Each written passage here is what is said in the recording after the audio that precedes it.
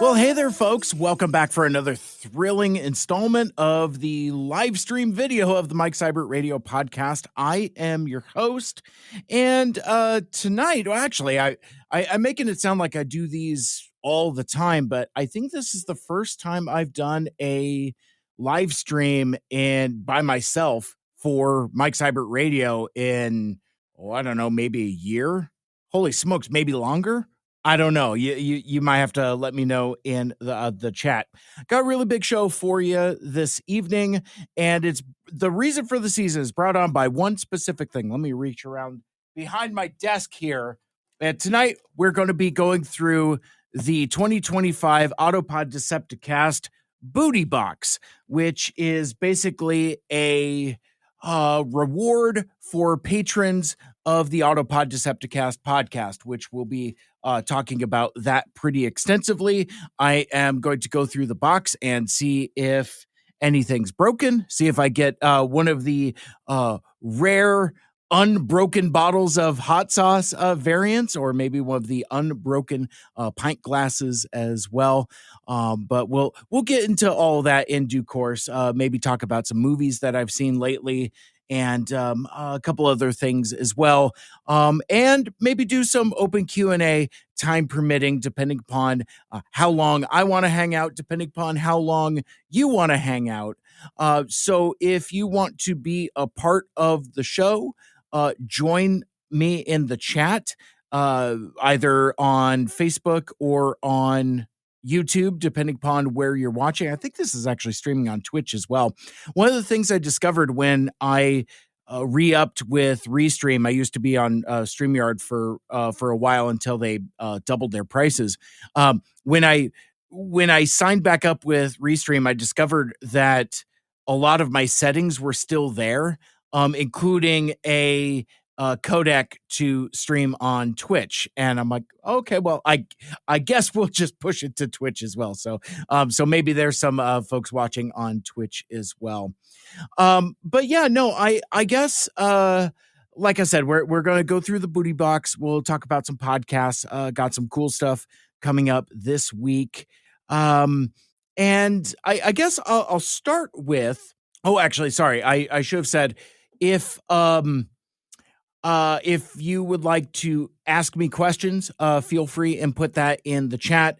I'll glance from time to time, but for the most part, for this first portion of the show, I'm just going to kind of go, and then time permitting, I'll loop back around and ask questions. But yeah, I mean, shoot, ask me anything.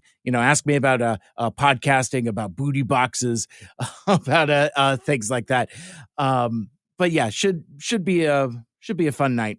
I want to start with last weekend. Last weekend was TFCon LA 2025. I did not have the occasion to go.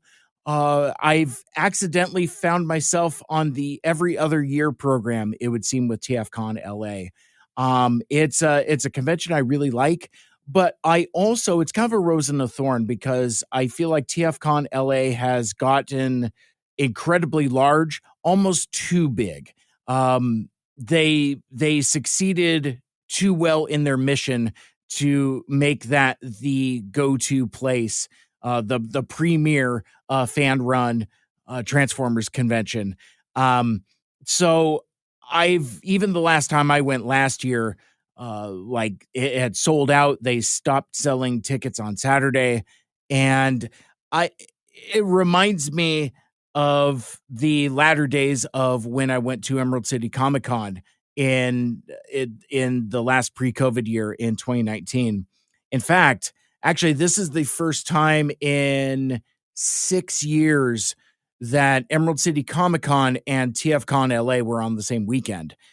So I thought that timing was kind of interesting. And unlike in 2019, when I went to both Emerald City Comic Con and TFCon LA, 6 years later, I'm a little older, a little wiser, a little slower, a little fatter, and I went to neither. So I just and I didn't necessarily plan it that way. It just kind of ended up organically that way. I don't think I'll ever go back to Emerald City, though. I went to that convention from its beginnings, and there just isn't anything for me anymore. Like it in the new convention center, the configuration is all screwy. There's a focus on celebrity guests, and if from what I've seen on Facebook and some of the groups, a lot of folks unhappy with their celebrity experiences, and it's kind of funny reading some of those stories kind of reads a little bit like my infamous William Shatner story that I've told on the podcast before. I'm not going to tell it now. Basically, dude was either having a bad day or was, in the context of what I'm seeing now, being run too hard by handlers. A lot of stories about like botched autographs, unsatisfactory experiences with the celebrity guests, rushed photo ops. And I think what's happening is the convention is overbooking times for the celebrity guests. So they're just kind of like trying to push them through like so much cattle. And I think that makes for a poor experience for the attendees. Um, and not, from what I could see, not a whole lot of comics at the comic convention. And that's kind of a problem for me. I don't go to Emerald City for entertainment guests. Especially now that I found Transformers fandom and Transformers conventions, I go there for specific stuff. I don't necessarily feel the compulsion to go to a general convention where it covers a little bit of everything. And as I get older and pop culture drifts away from me and my generation, it's okay for stuff to be for other people. It's just that those other people aren't me. But anyway, Emerald City Comic Con happened this weekend. Some folks seemed to have a good time. Other folks didn't. TFCon LA was this weekend, and a lot of folks seemed to have a really good time there. And I, as I do all the time when I don't go, I do have the massive FOMO. And this year in particular, not because of the mix of celebrity guests, but really just kind of like the content. And the thing that really that I felt like I really missed out on, and this is kind of like I'm glad I didn't go from a certain point of view, in that I didn't have to stress out about having the dilemma of what programming to participate in, to watch. 2025 is an incredibly good time to be a fan of Transformers Animated. And for folks who only know me from Mike Seibert Radio, I'm also the co-host of a Transformers Animated podcast, Two Mikes, Two Furious Animated Transformers, where me and Michael Andrews, the serial rewatcher, the pizza papa who always gets paid, the Spark Soul brother, we watch Transformers Animated one episode at a time and talk about it observationally, philosophically, intellectually. Observationally, I already said that, but we dissect the episodes from a kind of a more adult perspective. But the gimmick of our show is that I had never watched Transformers Animated before starting this project, despite many people in my life, including Michael Andrews, saying, "Hey man, you should give this show a shot. It really is for you." So after about 5 years of like soft planning, we finally launched, and now we're almost at the end. We're about halfway through season 3, and then that's it. There is no season 4. There's some other random stuff we could still talk about. Like there's some like animated shorts and some comic book stories and some other bits of esoterica that I'm sure we could talk about. I just don't know how much more meat there will be on that bone. But I bring all of that up because last year at TFCon LA, there was a panel put together by YouTuber Kian Carlisle called Transformers Deleted Scenes. And basically what this guy has done, he's a talented YouTuber and content creator in his own right, but also he recruited animators, storyboard artists, and voice talent as well to bring deleted scenes from Transformers Animated to life. And there were some deleted scenes in the Allspark Almanac, a book that I do not have. My birthday is in September and Christmas is always coming. So if anybody needs a gift idea for me, apparently the Allspark Almanac, both 1 and 2, and the complete Allspark Almanac that combines both of them, all of those books long out of print, aggressively out of print.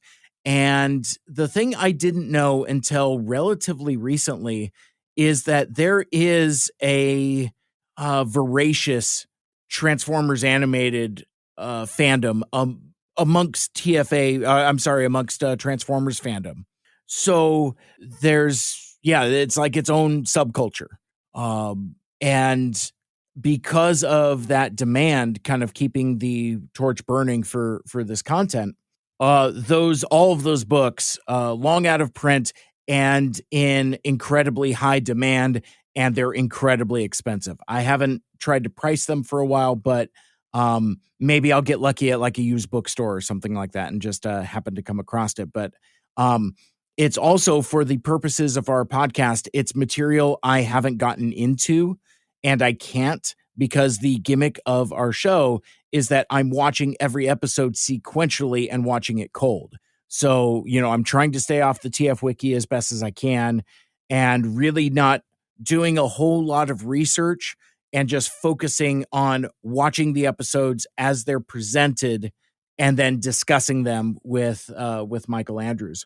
My point being is, last year I had an incredible dilemma about whether to attend this panel featuring deleted scenes that were created from content in the Allspark Almanac, but also like storyboards that were thought to be lost. Apparently, archivist Jim Sorensen ran across a cache, or in his supply, probably for writing the Allspark Almanac, he came across a bunch of storyboards. And so anyway, he partners with Key and Carlisle, and then they bring all this to life. As I discussed on the podcast on Two Mics Too Furious, I ended up having my cake and eating it too, because it was like, well, if you attend this panel, you will be spoiled for content you haven't seen. And I'm like, yeah, but this is kind of like a special occasion, kind of a once in a lifetime type of thing. Ultimately, it's, I do believe in fate and coincidence and things like that. Like I'm a big believer of things happen for a reason. That kind of thing. Me and my buddy Chandler, who incidentally, happy birthday. Chandler's birthday was yesterday, the 10th.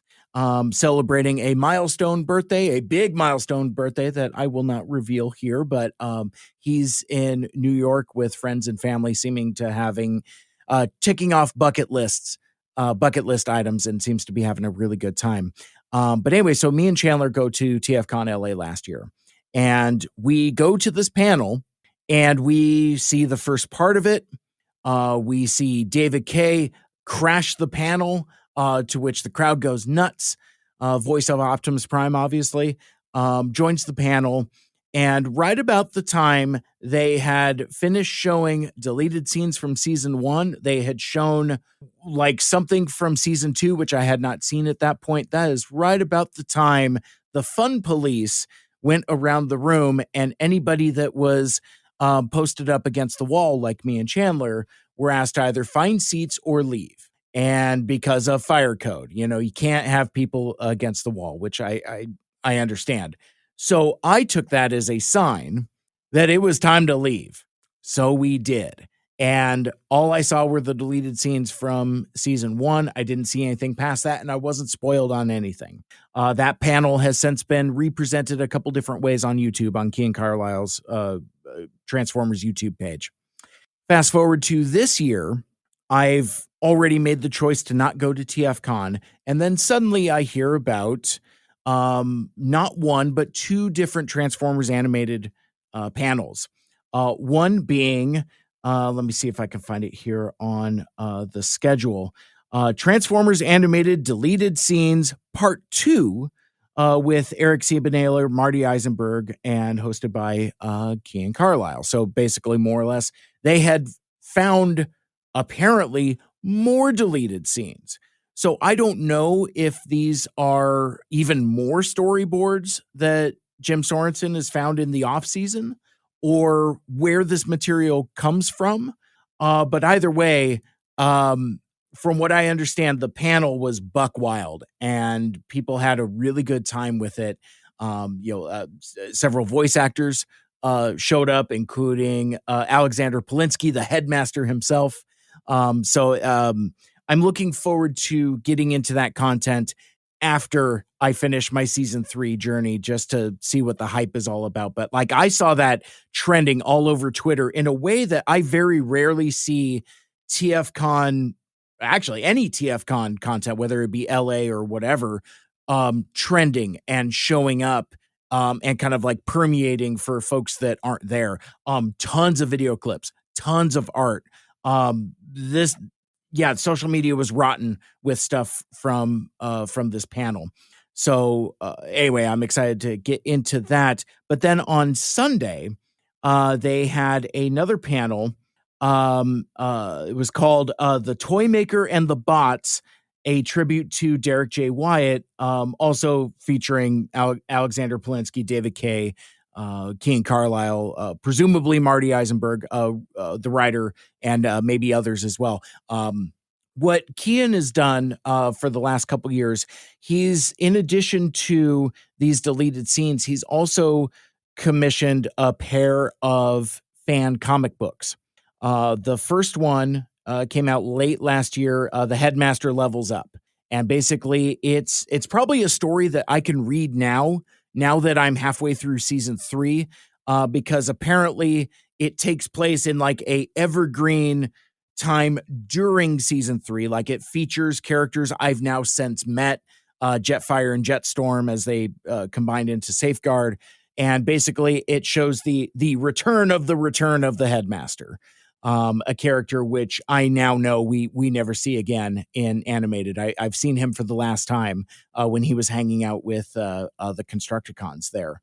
But anyway, like, this that was Headmaster Levels Up from last year. This year, he commissioned another fan comic, again partnering with Transformers fan artists, and as well as Marty Eisenberg himself, a series writer, to write it.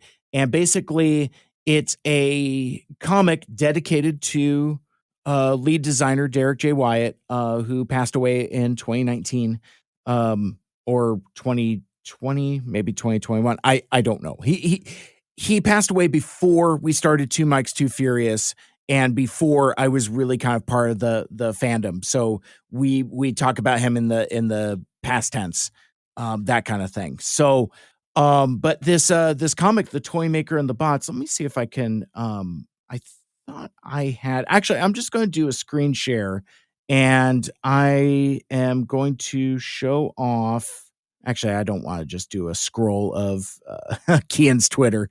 I'm looking to see if I can find a cover of The Toy Maker and the Box, and it doesn't seem like I can, now that I'm scrolling through my wheel, trying to find it. But basically, like, this book was a hit at TFCon, selling copies at a couple different artist tables, things like that. But within this panel, so from what I understand, and I haven't read the comic yet, but from what I've seen briefly, is that it's a bit of a tearjerker.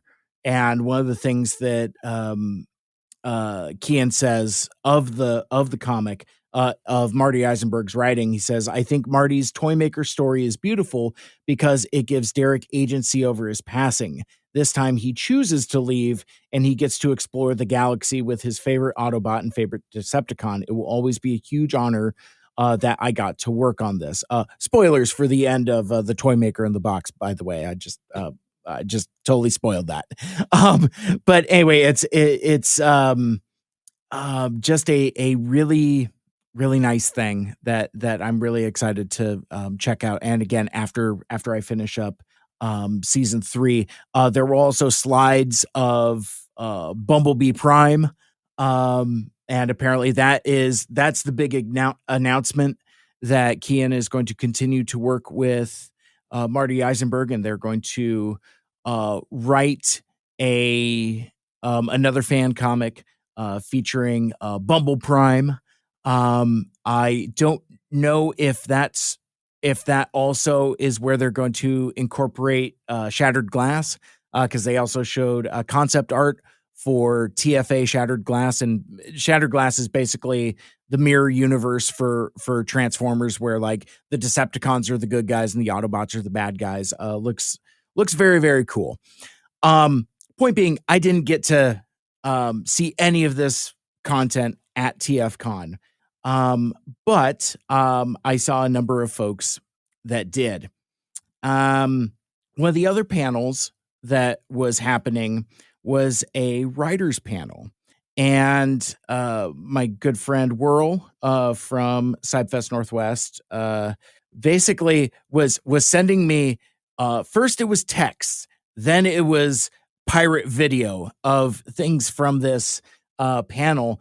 And more or less, the writers were talking about on Animated what they had the freedom to do without Hasbro kind of messing with them. So I thought that was particularly interesting. I'm hoping, if our schedules line up, to have Whirl on the show, either for Mike Seibert Radio or Two Mikes Too Furious, to talk about their experience at TFCon and some of the panels, and to see if they got to see any of this TFA stuff that is really popping. Whirl also happened to, speaking of Animated and speaking of TFCon, brought me home a few gifts, which I was incredibly grateful for. I'm going to get to the APDC booty box in a sec, but I want to show off some stuff that I got. First, I got a sticker of Optimus Prime's iconic axe from Transformers Animated. And if you are familiar with that show, I happen to like this weapon quite a lot. In fact, I've said very recently that I think I like Animated Optimus's fireman's axe more than I like his ion blaster. In Animated, the Autobots don't have guns, they have tools. So I think that's a really clever way of doing the Autobots differently than previously. But anyway, so that's a very cool sticker of Optimus's iconic axe. And then also, I think it would seem that my two favorite characters are now Animated Optimus and, of course, my dude Soundwave. And Whirl gifted me this really cool acrylic keychain, which has Soundwave, and if you look inside his little miscreant cassettes. So I think that is really sweet. Not to dox myself too much, but I live by the airport. So when Whirl got back into town from LA, we happen to live in the same state. My house is on their way back after getting by the airport. I was at work, so I missed them. But they stopped by and dropped off these goodies, and I'm incredibly grateful for that. I always makes me warm and fuzzy inside when folks think about me and give me gifts. If you want to give me gifts, write me an email, mikeseibertradio@gmail.com. But speaking of Whirl and speaking of conventions, I want to tell you about Cybfest Northwest.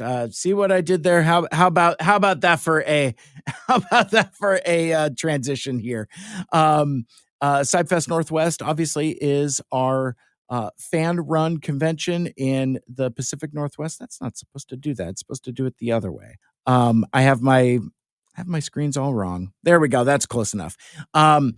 I want to let you know that attendee registration is now open for Cybfest Northwest coming up on July 12th, 2025. That's again at the Kent Commons Community Center in lovely Kent, Washington, a few miles south of Seattle.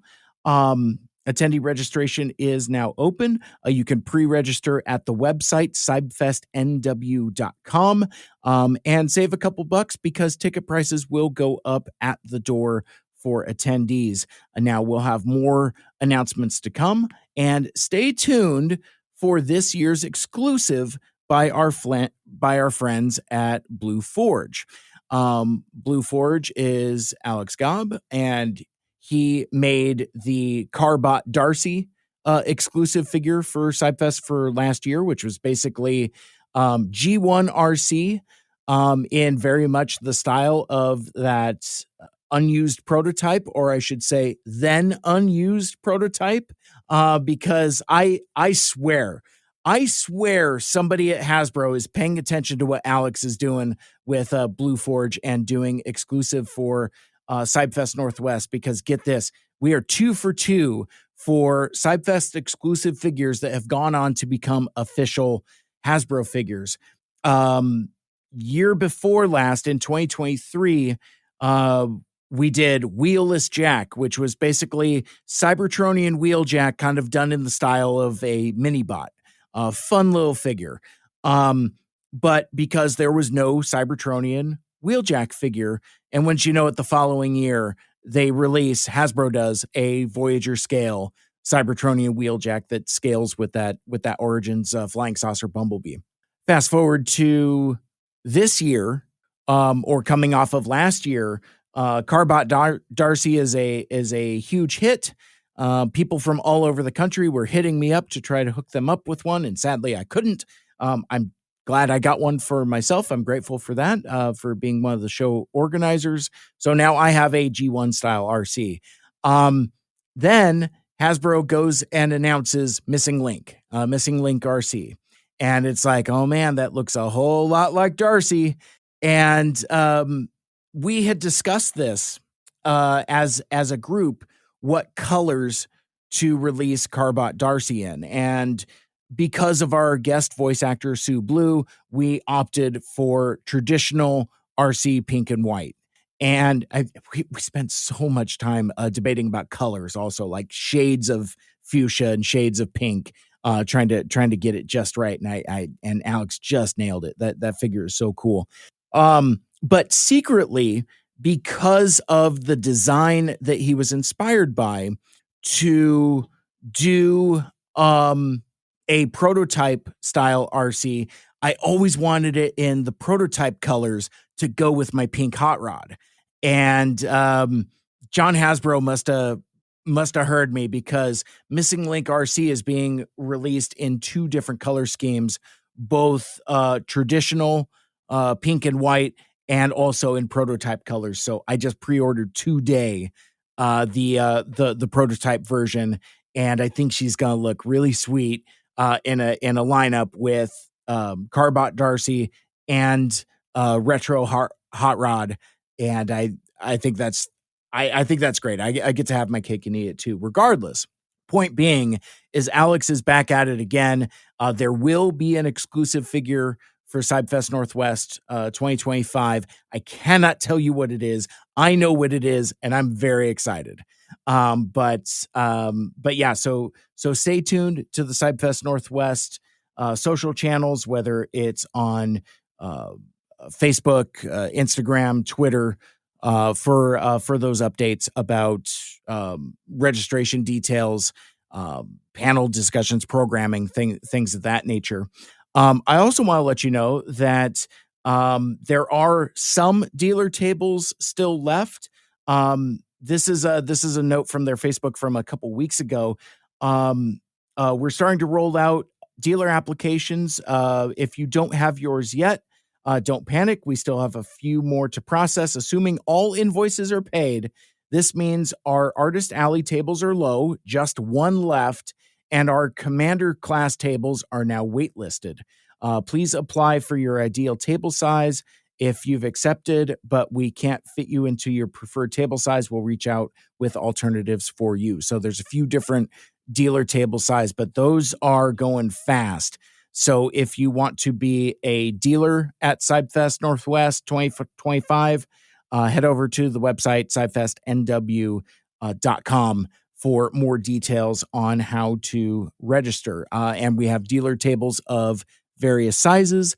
And I am hoping at some point soon to have Ben from the organization team, and possibly Whirl and whoever else would like to join me to do a podcast where we're talking about SideFest and what's coming up for this year, because it's been too long since I've had the opportunity to discuss it there.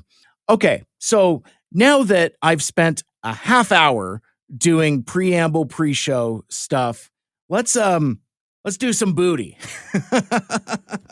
I can't help myself. I just like I said, I like doing these live shows, but I am a little bit out of practice. So I'm kind of more accustomed to, I don't know, getting a Flintstone style head start underneath me. So those of you that were expecting booty right away, I apologize, and I appreciate your patience as you're hanging out with me.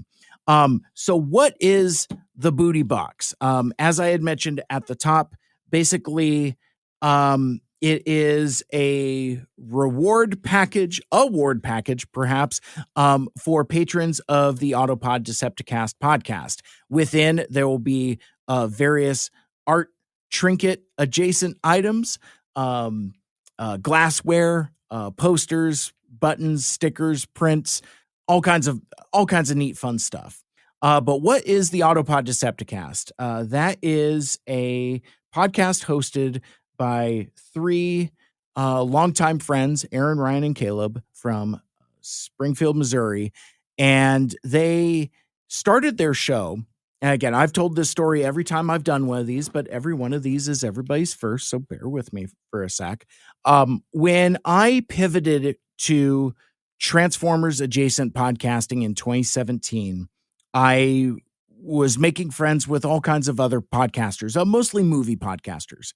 And I was recommended a podcast called Autopod Decepticast, where it's a minute-by-minute breakdown of 1986's The Transformers the movie. And if you know anything about me, my favorite movie is 1986's The Transformers the movie. And I was blown away by the idea of a podcast that talks about 1 minute of the movie.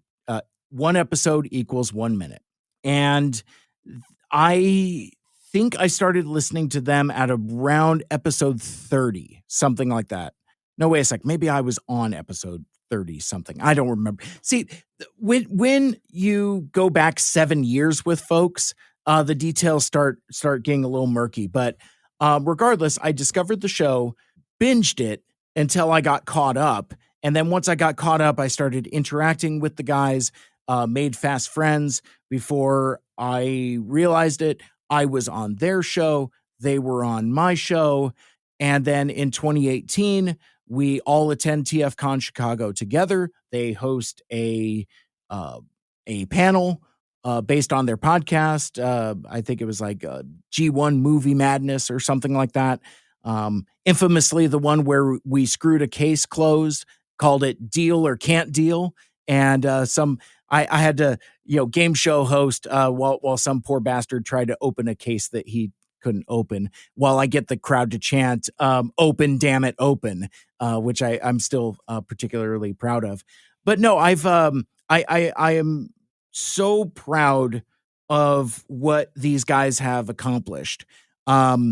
It's really kind of like a, when I left you, I was but the learner. Now I am the master. Like they took a lot of inspiration and coaching from me, and have very quickly surpassed whatever the hell I was doing with Mike Seibert Radio.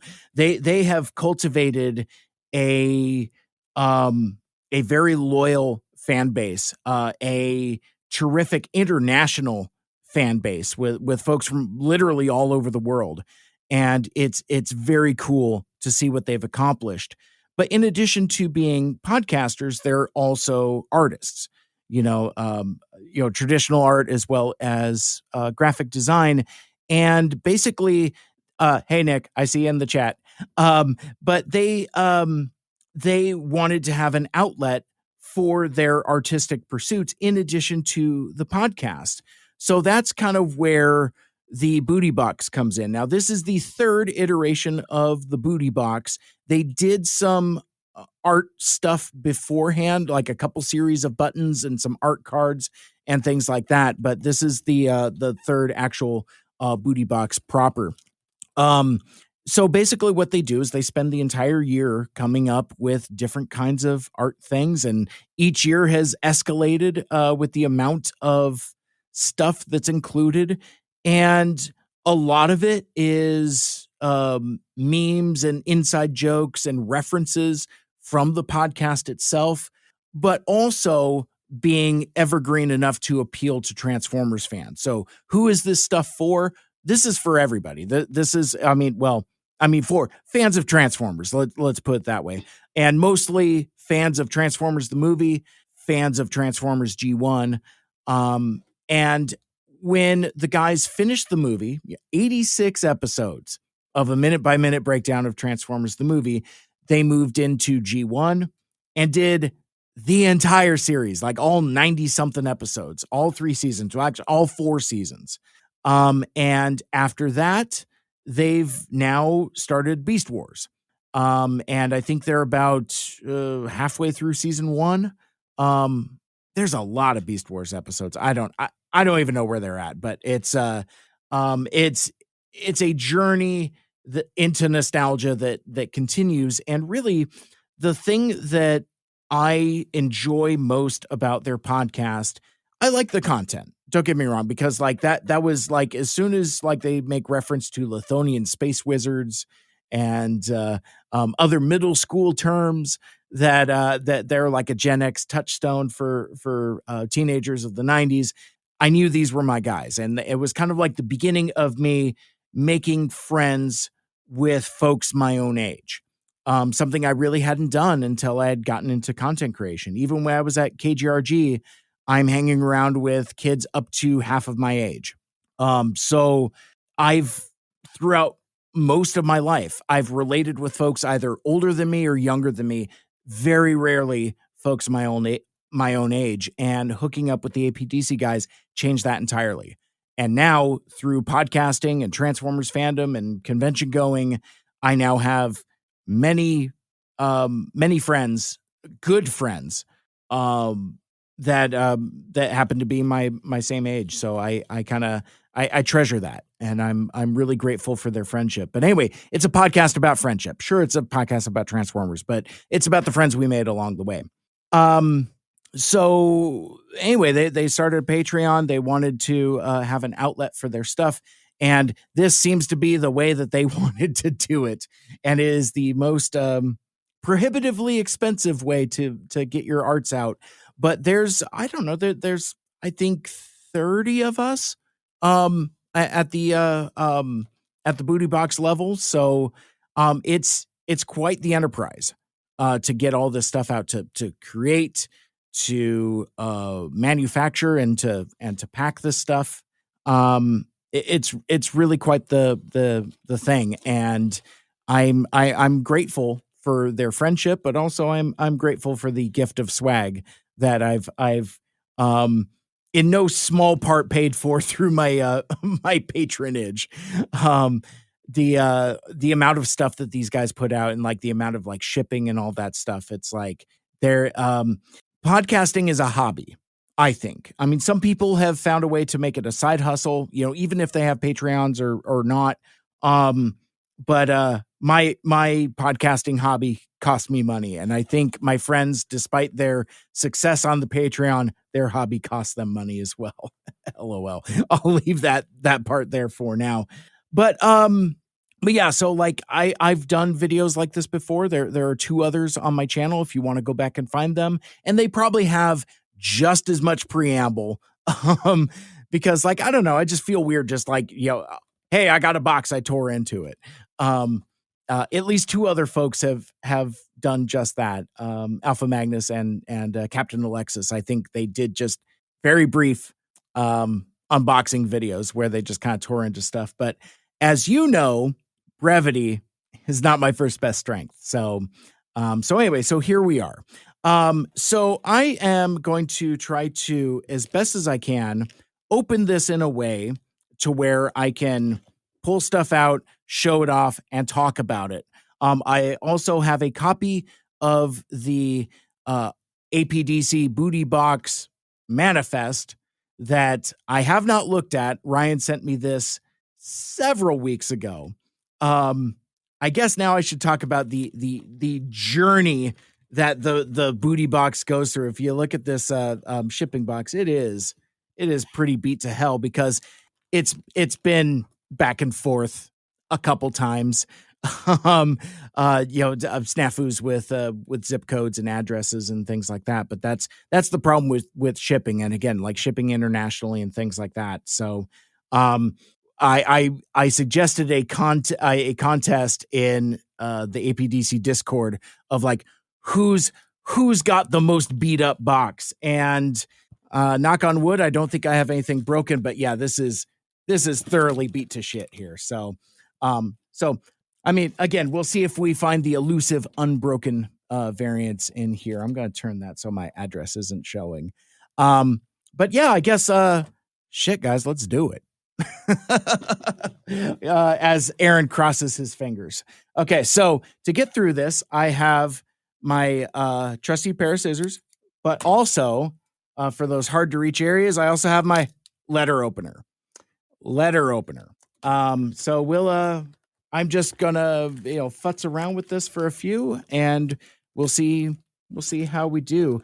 I am hoping to not completely destroy the box, because I would like to use this as a container to take it back home. So we'll see. Okay. All right. So I got one side open, and then I don't know why I feel the need, because I'm going to put this up as a podcast as well. I do feel the need to like fill the dead space, but I don't know why, because I could just take it out.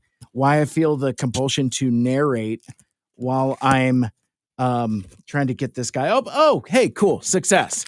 All right. We successfully have we got a flap open there. Also, just in case I need them for later, I also got my handy dandy reading glasses. Lest we forget a couple years ago when I couldn't read some of the buttons. I'm like, what does this say? Oh, it's the Flint Dilly bar. Very good. And then that's when I realized I need readers. It's a hell of a thing getting old. Okay, so what I am going to do, how this is going to go, is I'm going to start reaching into the box. I'm going to pull stuff out, and I'm going to show it off, and I'm going to talk about it. But I'm not going to consult the manifest until we get to the end. Famously, let me see if I remember this correctly. So, it was APDC Bingo. They had put in a bingo game in their last booty box, and I found the discs, the red plastic discs that go on the reusable bingo card, and I found those first and didn't know what they were. The time before that, I couldn't figure out that the cocktail napkins were napkins. I spent entire minutes futzing around with it, trying to figure out what it was. Now, I should also mention, poor Aaron, he's probably like, I want to go to sleep. Just fucking get to it, you prick. No, I should mention, I meant to mention this up top, but I got bogged down in what the booty box is and who APDC are. In their most recent episode, they go through the kind of tell stories about the booty box and talk about what the individual items are inside. That is episode 242, where they talk about the Beast Wars episode Call of the Wild. It's season 1, episode 19. Yeah, see, I knew they weren't through season 1 yet. But anyway, so they before they get into the Beast Wars discussion, they talk pretty extensively about some of the origins of some of these items, how they came to be, some of the production behind them, like a real behind the music type of thing, a behind the booty, if you will. I started listening to that, and I'm like, I don't have my box yet. Nope. I think I was the second to last person to get theirs because of like the shipping delays.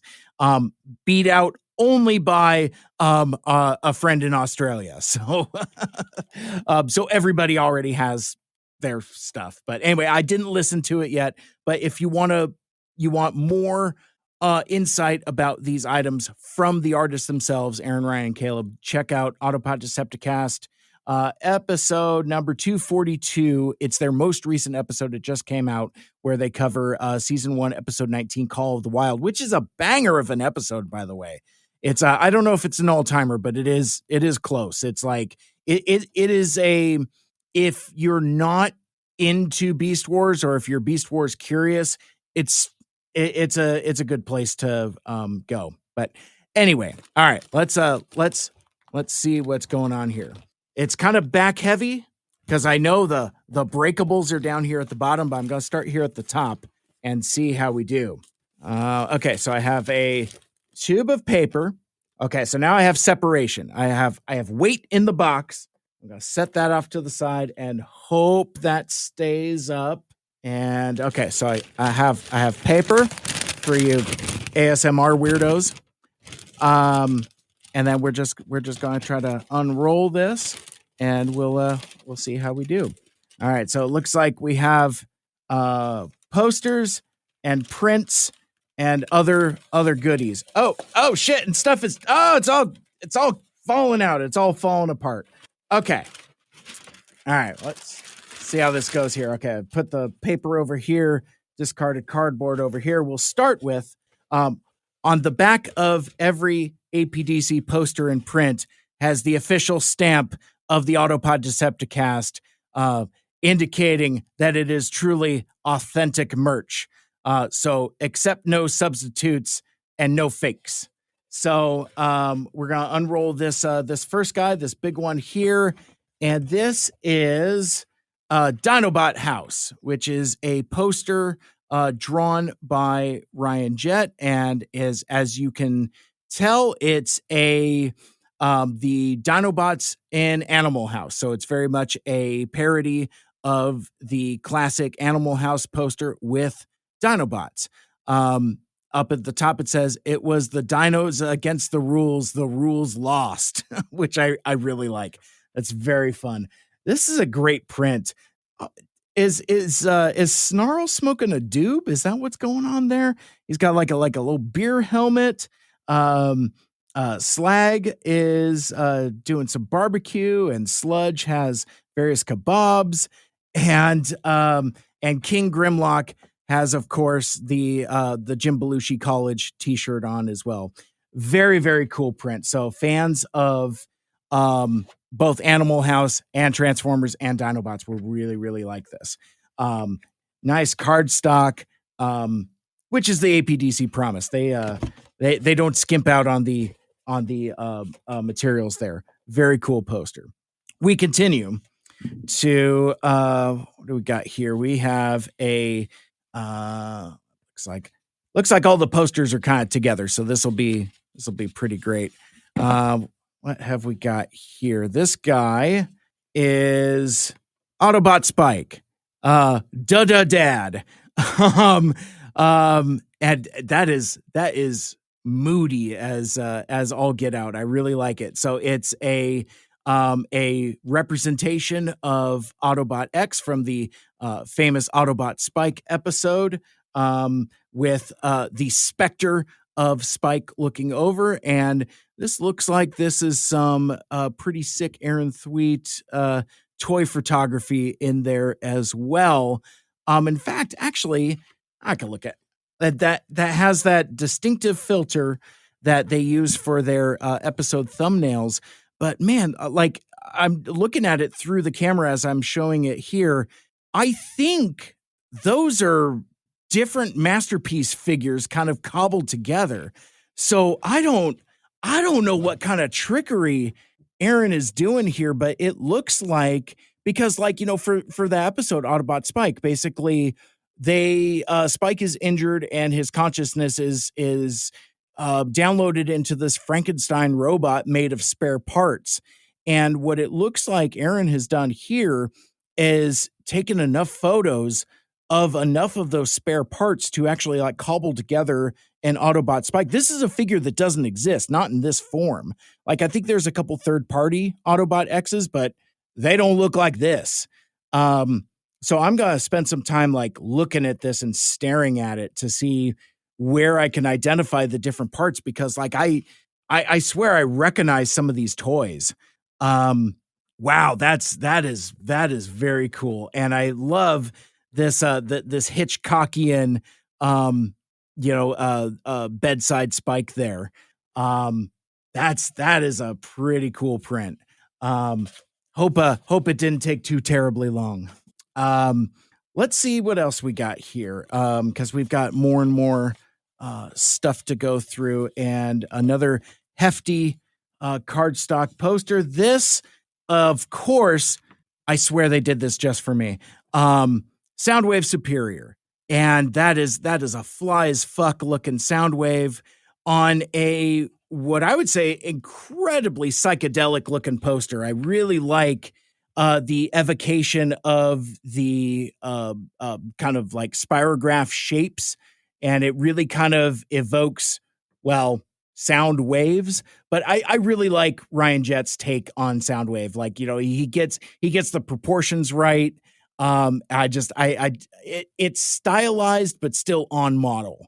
I just think it's like a super cool rendition of my favorite Transformer. I really, really like this piece. So it's Soundwave, and he's kind of like against a orange and blue background. And this is cool. I would imagine that I'm even staring at it now and suffering some mild hypnosis.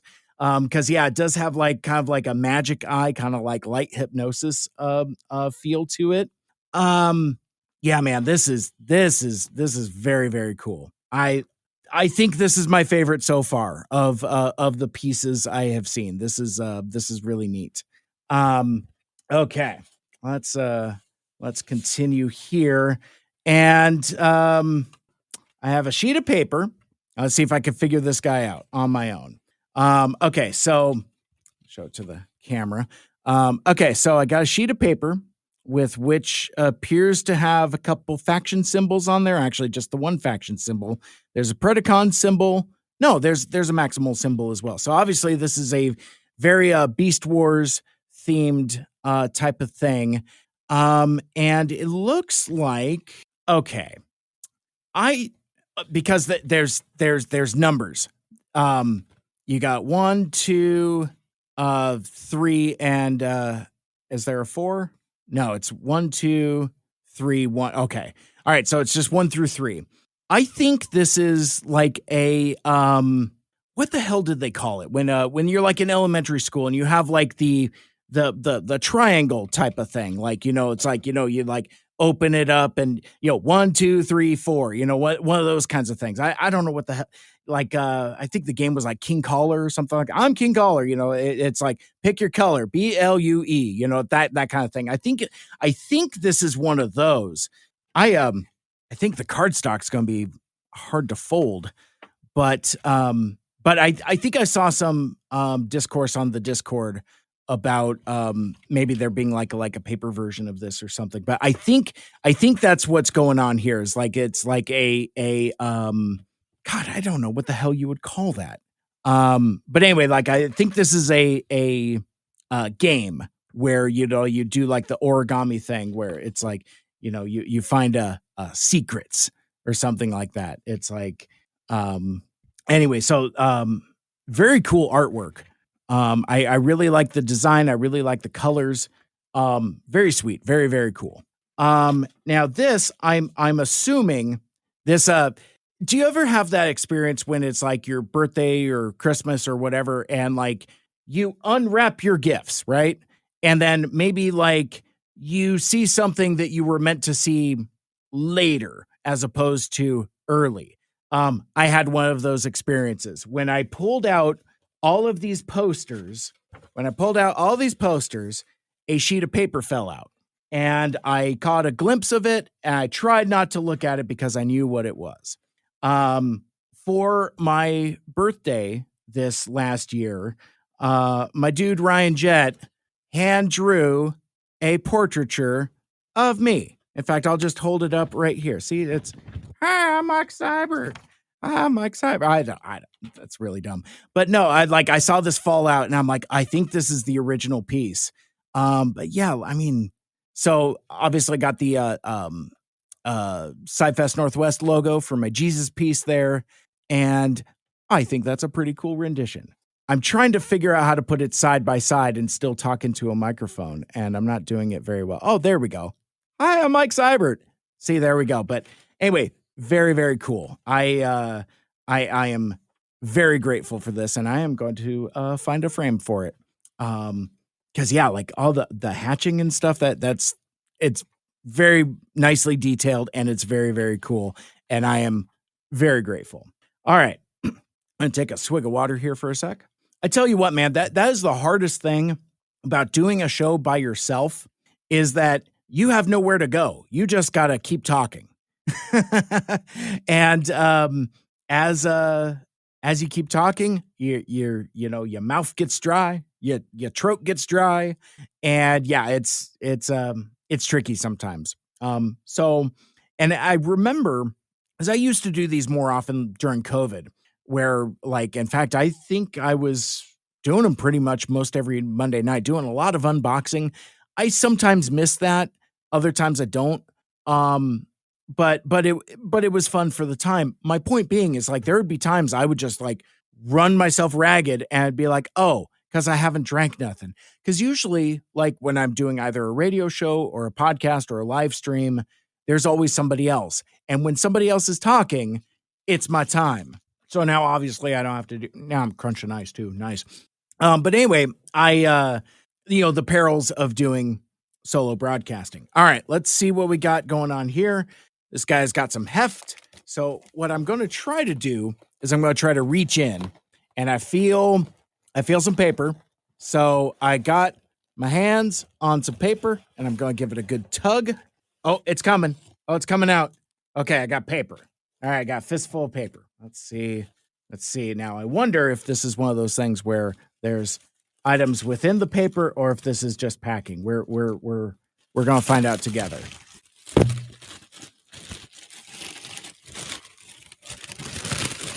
Paper. Just paper. Okay. Well, all right, so we'll reach back into the booty box. Maybe I'll move this a little bit. Oh, there we go. Okay, I feel some plastic. Oh, I feel some bubble wrap. Oh, and I think I've got the breakable item in my hand. So I'm just gonna pull everything out and hope for the best. Okay, I got a handful of stuff here. I'm gonna set this down. There's still stuff in the box. Okay, so we're gonna reach back. Nope, I'm gonna tip it. Oh, and I got some more plastikies in my hand. So, oh, I found some stuff. Okay, very good. All right, I'm gonna set that down. Looking down into the box. There's nothing else in the. Oh, something just fell out. Okay, very good. I think. Okay. All right. I think that's the end of it. So now I got a couple things here to deal with.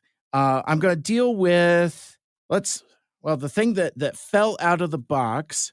I have a spangly APDC sticker and or magnet. Let's find out which it is, because the back of it is a magnet. What I don't know is if this is one thing or two things. We will find out together.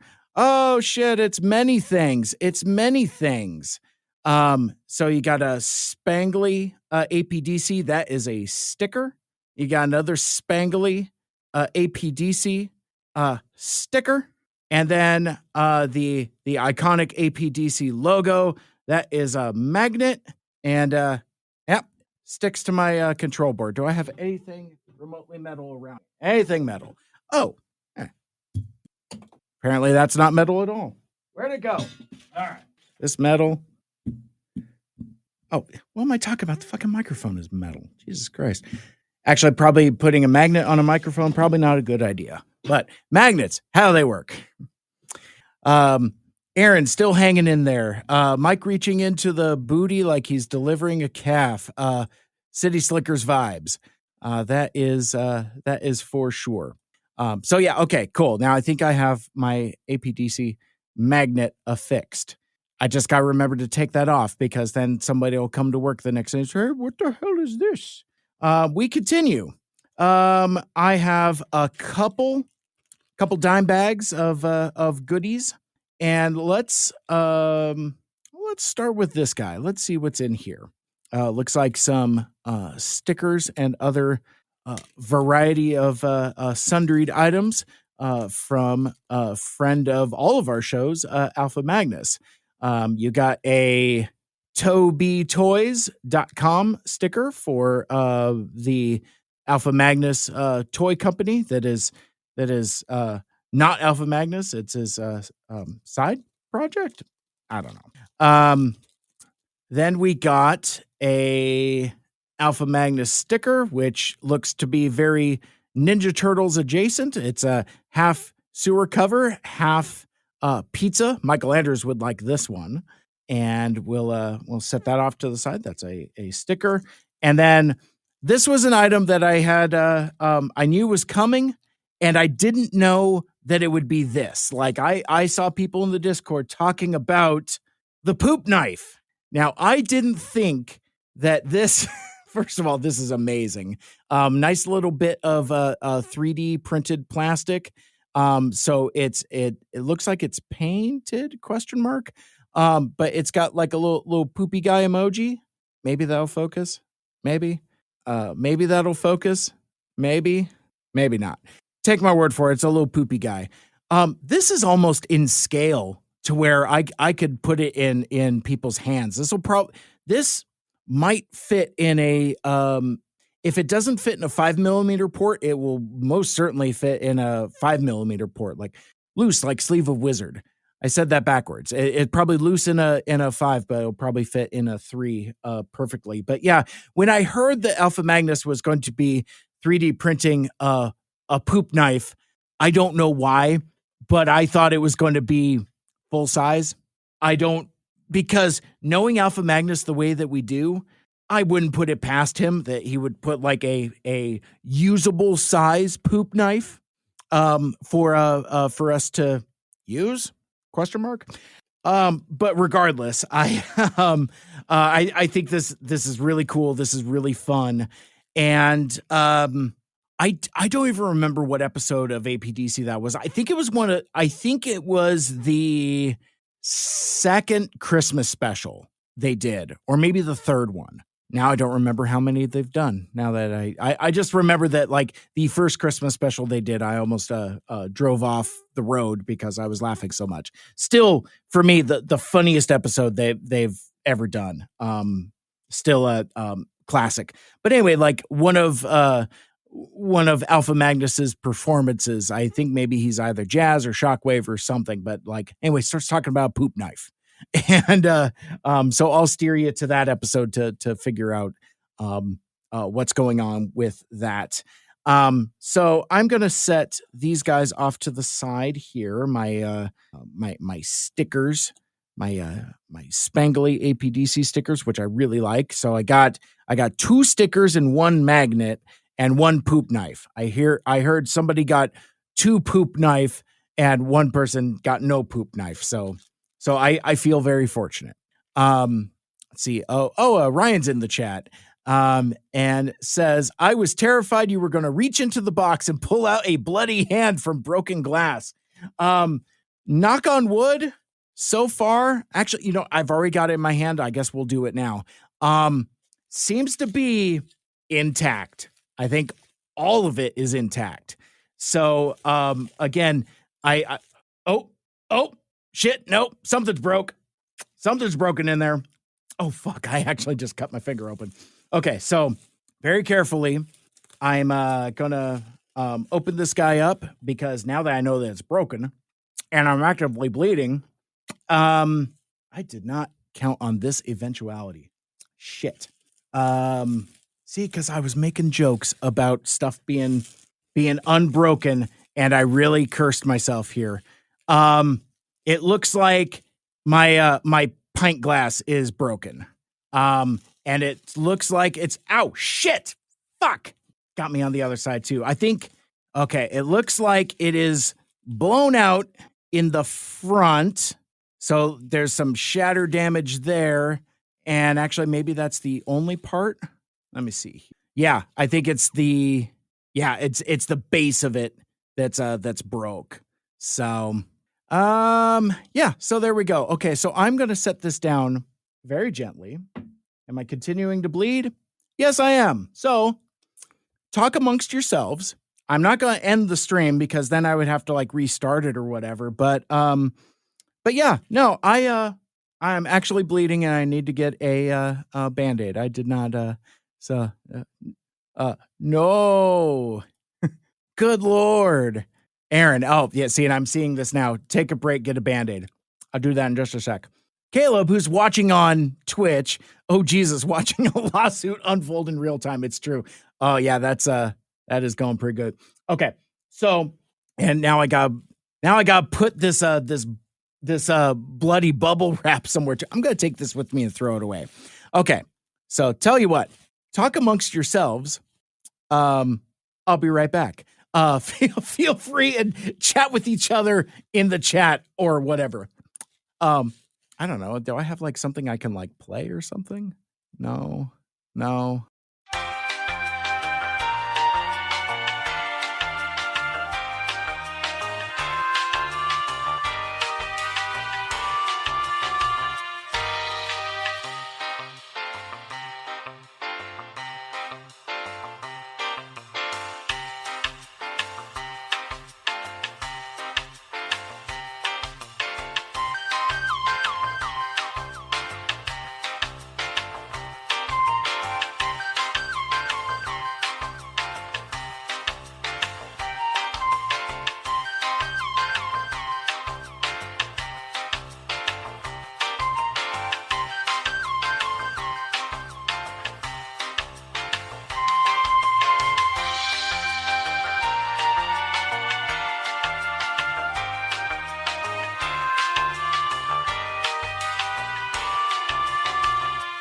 So, you know what I should have done if I wasn't like bleeding to death from items that my friends gave me is just turn on YouTube or something like turn on just like Transformers or something. Lesson learned. I'll have like a video saved in Restream that I could just go to. I've returned. I've got a little pointy tip on my finger. I have a Band-Aid. I will live. All right. So what's been going on in the chat since I left? Aaron, goddamn APDC murder boxes. Again, the most lethal booty box of them all. It's got a body count on it at this point. Caleb on Twitch says, "Oh my God, it's like the WKRP turkey drop. As God is my witness, I thought glasses could fly." Ryan, I'm sorry, Caleb, cut to Mike on the floor bleeding out. No, I'm okay. I got a little Band-Aid on my finger and I think it had kind of stopped for the most part anyway. Ryan, I'm so glad I had the not at all stupid idea to send glass through the mail in a slapdash operation from 3 weirdos. Caleb, Mike, oh God, we killed him. No, the empty studio with dead air said it all. So I lived, bitch. I'm back. All right. So we're I will try as delicately and gently as I can to get through the remainder of the items in the 2025 APDC booty box. While avoiding the danger zone. Again, as we could see here, see your handiwork. Is this what friendship looks like to you guys? Broken glass and cut fingers, cut my life into pieces. This is my last resort. Okay. So regardless, let's see what we got going on in here. So there's very carefully, and I'm going to set the pint glass off to the side. I don't know how I'm going to get that home because I wonder if it's going to shatter more, like the more I touch it or whatever. Like even like modeling it now, it's like, is it just gonna break? Is it gonna be a Lincoln Park glass? Oh shit! It fucking happened. Okay. So this piece has now fallen out of the broken pint glass, and I does it go that way? It goes this way. I'm going to cut my fingers again. I'm going to throw it away. Much like Lincoln Park. Throw it away. Okay. Shit.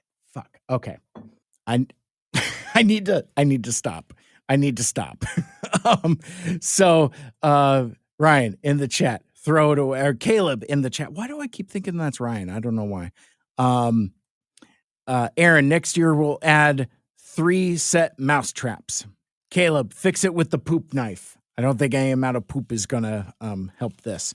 Okay. Anyway, so within the bubble wrap, I have a bottle that is aggressively intact. Is a bottle of hot sauce, but not only is it a bottle of hot sauce, it is Jet Fumes hot sauce. The original apparently. See, and this, I was almost thinking, cut finger aside, that I was going to be able to get through the stream without having to use my readers. That is not the case. So if my mom is watching, there you go. Great. Now you see me in my glasses. I was having dinner with my mom last year, and I put on my readers to cash out, to fill out the receipt. And I had my readers on, and she's like, "Oh, leave those on. I want to get a picture." I'm like, "How about no?" Anyway, so what do we got here? Meadowbrook Urban Farms Jet Fumes Hot Sauce Original, 5 fluid ounces or 150 mils. And then there's a label on the side that says ingredients: water, peppers, jalapeno, ajirico, and habanero, salt, vinegar, and garlic. So that's what goes into the Jet Fumes hot sauce. And the problem with reading glasses is they're not glasses. So now that I'm straining my eyes further by using them. Anyway, Aaron, we'll bring a replacement to you. Chicago ? I might take you up on that. I remain uncommittal about going to TFCon Chicago. I've been asked, and I remain uncommittal. But if we end up doing that, yes, please bring some glasses, and I will gladly take them.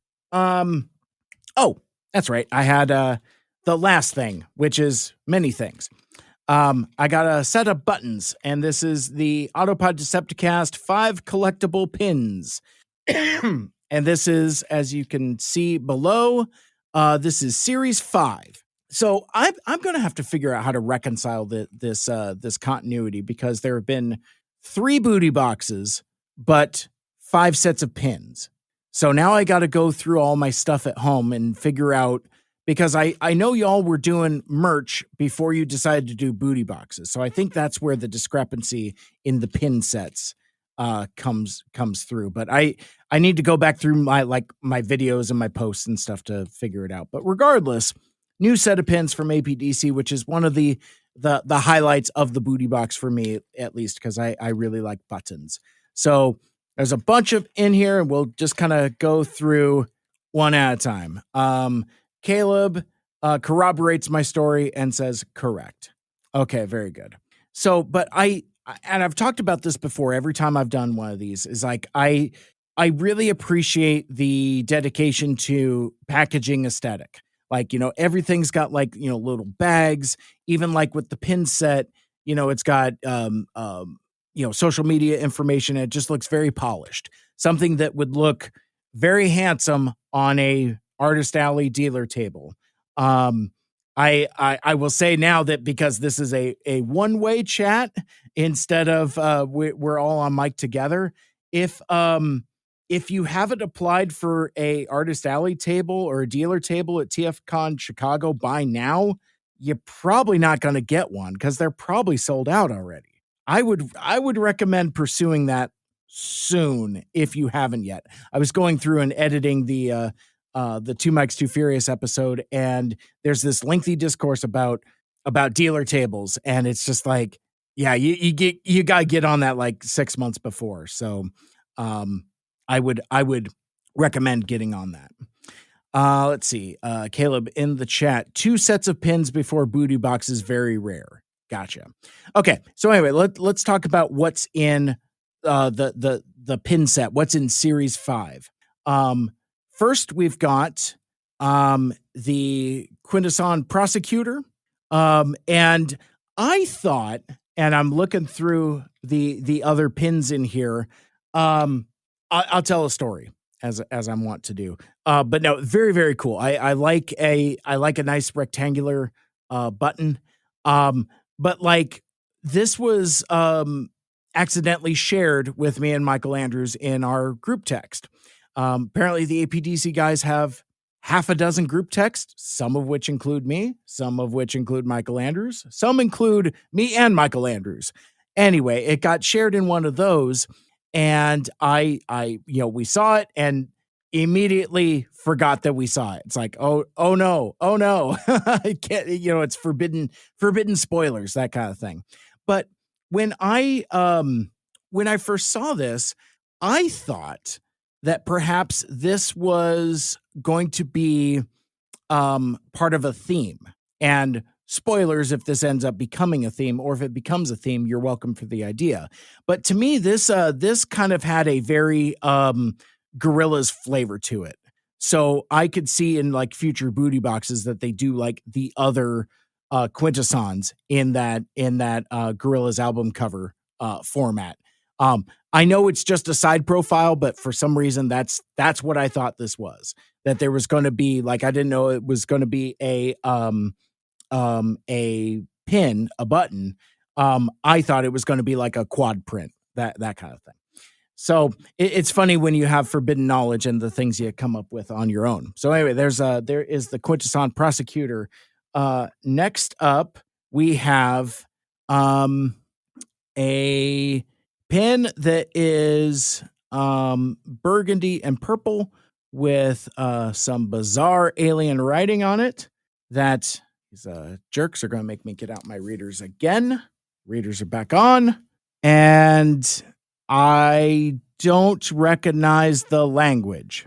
I would imagine it's some kind of alien language, perhaps from the Beast Wars, because trying to do my influencer hand here to get it to focus, and it's not doing it. But anyway, it's a alien language that I don't recognize. But if I were to guess, so it's not like Cybertronian glyphs, like from like the live action movies. I don't know if it's one of the fonts that Jim Sorensen made up, starting with Beast Wars. In fact, I think he's come up with like all of the Cybertronian languages from Beast Wars forward, but I don't know that for sure. I'd have to ask him. But based on the colors and kind of like the arrangement of the letters, this probably says something to the effect of maybe like a Autopod Decepticast type of thing. I think that's what we're going for here. And in that case, I think that's very cool. We continue. You got a Vote Burger. A Vote Burger for mayor. That, of course, being Sean Berger from that. What episode was that? Prime Target, maybe. Is that the one with the big game hunter guy? Is Sean Berger the big game hunter? No, I think I'm mixing that up with anyway, that's this corrupt politician guy. Sean Berger, and it's a cool Vote for Mayor button. Very cool design, very cool art. Really like it. Let's see, what else do we got here? We got I like this one. Chester Cheetor. Obviously inspired by everybody's favorite, nobody's favorite Beast Wars Pussycat there. So Chester Cheetor, it's a very clever design. Good use of color. I like the use of the Cheetos font. Very neat. This is the stuff that I like the clever, the little clever stuff. That seems to be the stuff that kind of resonates with me the most. Speaking of, that's fucking rad. So you got yourself a it's a Ronald McDonald, but Looks very Destro-esque. When the guys aren't doing Beast Wars episode, they occasionally do Doe for Joe, Joe for Doe, and they cover GI Joe episodes. I'm glad to see that some of the GI Joe influence has made its way into the booty box here. Yeah, my influencer hand does not work. Maybe the camera just can't focus on stuff this close. I don't know how this shit works. I'm a podcaster, for Christ's sakes. And lastly, Michael Andrews' favorite. I've seen this posted by a couple other folks, so I had it kind of spoiled for me already. But like, I love this freaking Omega Supreme pizza. So it is Omega Supreme, and it's a very cleverly designed logo, and it's Crystal City Cybertron, which of course, knowing the secret of Omega Supreme, that's what we're looking at there. So that is series 5 of the Autopod Decepticast button set, and I think that is the APDC booty box. Now, as promised, I mentioned that, I mentioned this like over an hour ago, where it's like, I have the manifest, but I'm making it a point to not refer to it, because I wanted to go through all this other stuff with you, because I think folks enjoy watching me try to fumble around. There are shards of glass on this desk here. That is a real damn problem. I gotta take care of that when I'm done here. I'm like trying to figure out how to move stuff out of the way without breaking it further, and I've been unsuccessful. And I am pretty sure this smudge here is from my bloody finger. So maybe we'll keep that one, the Mike Seibert DNA version. Let's see. So Ryan emailed me the APDC 2025 Booty Box Manifest. I meant to print it out, but I forgot. So anyway, I'm just going to read it off the thing here. Going back to the button sets. First, we're going to start with McDestro's. In a show that consists of about 80% chaff, every now and again, some glutinous germ of wheat makes its way to air. Such is the case with McDestro's, a yet-to-be fleshed-out restaurant concept specializing in juicy burgers made from ground snake meat. It's great. Next up, I'm assuming Ryan wrote all of this with influence from the guys. This seems like very Ryan-esque phrasing, but regardless. Anyway, next up, the return to the Omega Supreme Pizza, another example of somebody saying something off the wall during a recording session and it becoming a thing. We sometimes bicker about quote unquote who said the thing because we honestly can't remember. Caleb takes credit for this one. I kind of think it was an Aaron gem. If you know, let us know, because we aren't checking! ! We move on to the quintessential prosecutor. I like that. Aaron continues his Quintessa character series with the prosecutor. How is it we just picked up on the strong xenomorph influence? Because we're idiots. That's why. Well, now I have to go back to the other button sets. Oh, because that's right. They've done other Quintesson characters in other buttons, but they're different shapes. So it's still not quite the Gorillas format that I had suspected, but still very, very cool. Vote for Burger. Remember this guy? ? Burger was a failed big city mayoral campaign who helped the Decepticons frame the Autobots up as total douche holes. I'd like to think the real USA wouldn't have voted this guy into power either, but I'm fooling myself. Americans love their rich authoritarian daddies to bend them over for an undeserved spanking. So anyway, vote for Sean Berger. That is not that episode at all that I was thinking of. That must be a different episode entirely. Which is the one with the big game hunter? Which is the one with this guy? God damn it. That's the problem when you have like 56 season 2 episodes. It's tough to keep them straight. And rounding out the buttons, Cheetos. This is literally just another throwaway comment I think Caleb made about Chester Cheetos, and the button is kind of birthed itself. And again, this is kind of like my favorite type of content of this type. Let's see. Bonus pin, APDC Cybertronics. That's right. The package says 5 pins. Does it? Oh, 5 collectible pins. See, it has too many 5s on it. It's got 5 collectible pins and it's series 5. So the package says 5 pins, but you know our style. We had to give you more! ! This pin may look like gibberish, but it's the Cybertronics letter for APDC in both Maximal and Predacon. Yes, a pin nobody else will understand. I like it. Very clever. I enjoy items that need explanation. Let's before we move on, let's go back to the chat. Let's see. Caleb, still watching on Twitch. Thanks for sharing this unboxing with your listeners, Mike. You are a champion. We love you. Aw, thanks, buddy. I appreciate you. What's this link do when I click on it? Can I click on it? Oh, I can't click on it from where I'm at. I'll have to go back to Twitch and click on that YouTube link and see what it is. Caleb, definitely me.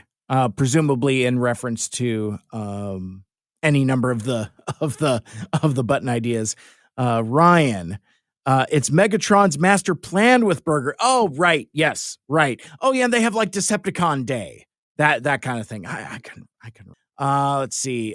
Aaron, and of course, the Gorillaz format was inspired by the Beatles' Let It Be. Well, yes, of course. Yes. How foolish of me. Let's see. Sean Berger, Megatron's Master Plan, Part 1 and 2. Very cool. We continue with the manifest. Let's see. Beast Wars mission assignment, the Fortune Teller. The Maximals have a job to do, but who's going to the Fortune Teller! ! Oh, that's this thing. So yeah, it is kind of what I thought it was, kind of like a origami type of thing. The Maximals have a job to do, but who's going to the Fortune Teller? You guys remember those quad folded paper Fortune Teller games where you move your fingers a bunch based on numbers and then you unfold your fortune? It was basically a free and much more specific Magic 8-ball, sometimes too specific a fortune if your friend who made it was particularly clever. See here if you still don't know what I'm talking about. And there's a clip to a YouTube video. How long is this YouTube video? How to fold a fortune teller. Sparkle hand. What? I got to share this shit and we're going to watch it. Still doing it backwards. I want this one. There we go. All right, here we go. To fold a fortune teller, take a square piece of paper and fold it in half diagonally so it makes a triangle. Then crease the fold. Unfold the paper, then fold it again diagonally the other way and crease that fold. Unfold the paper again and crease it vertically and horizontally as well.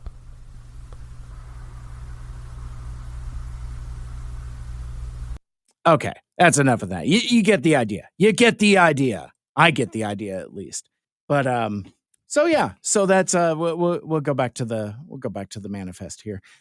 Choose from 4 missions: Predacon, Stasis Pod, Energon, or Aliens. Okay, so you got Predacon, Stasis Pod, Energon, or Aliens. Okay, I get it now. Count through the Cybertronics numerals to reveal who's assigned. That's the numbers I mentioned like an hour ago. Note, these are on thick cardstock, and from cursory evaluations, it's very hard to fold and function. Caleb thought this would be a fun concept, and he was right. Yeah, so I'm watching that video, and I'm pondering. I'm just like, I don't want to fold it. I think I just want to display it as a cool piece of art. Let's see. Okay, so let's talk about the posters. Okay, so and again, I'm just running through the manifest, and I wonder, maybe we can discuss this in the off season. Maybe, I don't know. Do we have interest in me trying to figure things out, then going to the manifest, or just following the damn manifest? Because I feel like it's repetitive. But anyway, posters. Autobot Spike. It's a labor of love. ... Or is it hate? This poster tribute to an iconic and traumatizing season 2 episode inspired Aaron to terrorize himself with more work that one could ever desire. Aaron identified every Transformer character making up a part of Autobot X. Using his masterpiece figure collection. Oh, I fucking knew it. Aaron then painstakingly posed, lit, and photographed every character to match up the reference part to the reference pose. Then lots of Photoshop compositing, illustration, and other designery stuff folded into the mix. In the end, it was more work than what it's worth. Not that we're unhappy with the result. I think it looks really cool. I really like, again, I like this one. This is a affecting piece. You know, like you stare at it and you think on it. You know, one of those kinds of things. It's a thinker. Let's see. Nope. I got too many posters. Soundwave. We all know it. He said it. Soundwave Superior. I, Ryan, did the illustration work, and then Aaron did an amazing job punching up my work with the 60s style poster I was looking for. I did the old Star Wars design with the OG toy design on his box in mind. Oh, yeah, okay. I got it. Because, like, I recognized the lettering, the font, but I didn't know from where. Yeah, so it's old school Star Wars. Very cool. Very cool. And then finally, the Dino Frat, which again we see here. The original idea for this came from Kit of Kit and Harper of More Than Meets the Pod. I believe during our collaboration with More Than Meets the Pod. I should just read instead of like commentate and read. Anyway, came from Kit, I believe, during our collaboration with More Than Meets the Pod, where they guested re-reviewing Transformers the movie with us, which I am so grateful. I am so happy that we got that episode because God damn, that's a banger. And God damn it, do I miss More Than Meets the Pod. That's maybe a different thing for a different time, but our episode 182 and 183. The idea was the Dinobots obviously in a frat. Delta, Iota, Nu, and Omicron. Oh man. And of course, I immediately thought of putting them in the Animal House movie poster. Perfect. Very cool piece. Poop knife. Do you guys have had a poop knife? Ryan never knew about the concept until Alpha Magnus told us. And here it is in the flesh or plastic. Just in the right size for your favorite figure to hold. Alpha Magnus 3D printed these gems just for this shipment. Check him out on all the things. Yeah, check out Alpha Magnus on pretty much every social platform.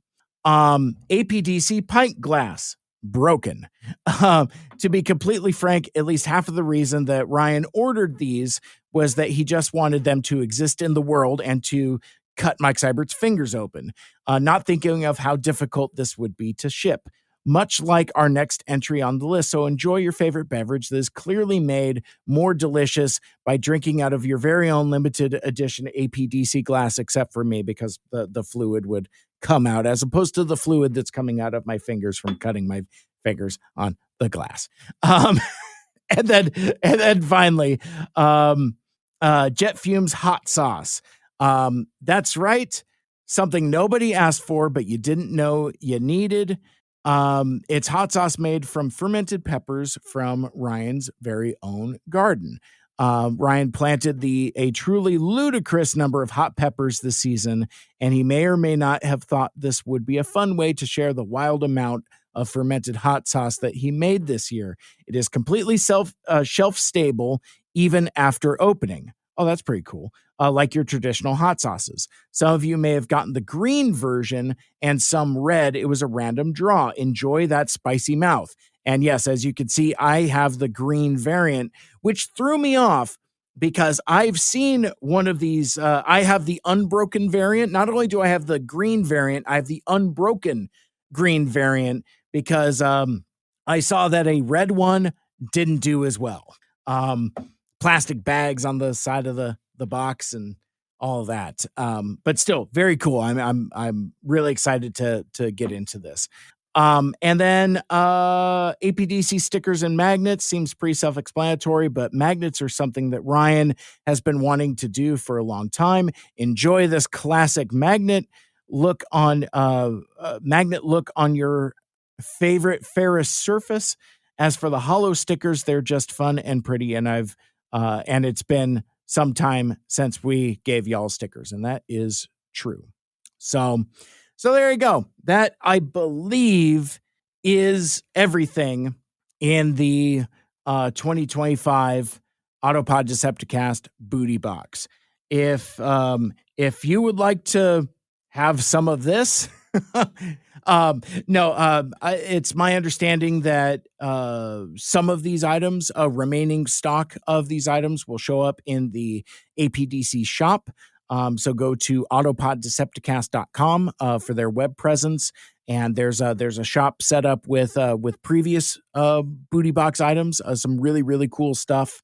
And if you want more of this type of thing, go back through my channel, through the live streams, and you'll find 2 other videos just as rambly as this one, where I try to figure out what stuff is. First time I've cut my finger though, so that's that is literally a first. Never injured myself podcasting before, so this is the first time for everything, and I didn't even have to use the letter opener. So I figured I would hurt myself with this more than on broken glass, but that is the booty box. That's kind of about it. So moving on, speaking of APDC and Autopod Decepticast, about an hour ago, I started this conversation talking about Two Mikes Too Furious, our Transformers animated recap show that I do with Michael Andrews. Coming up this Friday, what is the date this Friday? The 14th, coming up on this Friday, March 14th, our latest episode will drop, featuring, coincidentally, maybe not. I feel like luck is when skill and opportunity intersect, that kind of thing. But by dumb luck and coincidence, I got my booty box the same week that our crossover episode with Two Mikes Too Furious and Autopod Decepticast comes out. It's a season 3, episode 5 of Transformers Animated, called Where Is Thy Sting? And basically it's a sequel of sorts to our Auto Boot Camp episode from last year, where we catch up with the fugitive Wasp, and let's just say it's a face-off. You'll get to hear us talk about the 50th anniversary shows for Saturday Night Live, which I did not watch, but everyone else did. And we listened to me sound like a dummy, not picking up on the face-off imagery in this episode. So that's a lot of fun. No, it's always fun kicking it with these guys. And yeah, it becomes a little bit of an APDC takeover towards the end. Caleb here in the chat, thy sting was in your booty box. So where is thy sting? Right here on the tip of my finger. That's perfect, Caleb. I appreciate that. But no, it's always fun kicking it with them. And we always have a really great time. It gets rambunctious, it gets rowdy, but more than that, it gets a lot of fun. So if you are a fan of my shows and haven't sampled theirs, this crossover coming up is a really good opportunity to kind of get a feel for what they're about. You know, a lot of Gen X touchstones. Like, we managed to make like 3 different disparate Gen X related pop culture references in the span of like 5 minutes. completely alienating our younger audience, but still, it's really good stuff. So check out Autopod Decepticast, autopoddecepticast.com for connections to their Patreon. I think at the $10 level qualifies you to receive the booty box, but there's other levels of support as well, including Doe for Joe, Joe for Doe, where you can commission a G.I. Joe episode. You can also buy us a drink. I'm not going to do the song because it's getting late, but anyway, and listen to their podcast everywhere you listen to my podcast, both Mike Seibert Radio and Two Mikes, Too Furious, available in all of those same places. And then, like I said, this their episode, I just lost it. Their current episode now, where they talk about the Beast Wars episode. Son of a bitch, I just had it up. Their episode 242, Call of the Wild, which is season 1, episode 19 of Beast Wars, where they talk about Call of the Wild from 1997. They also give even more background about the booty box items and a little bit of a preview of their side of the crossover with Two Mikes, Too Furious as well.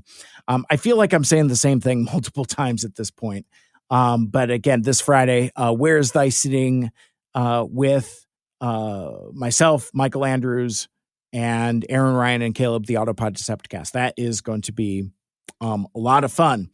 So switching gears, because despite my rambling, I'm going to take another hit of water.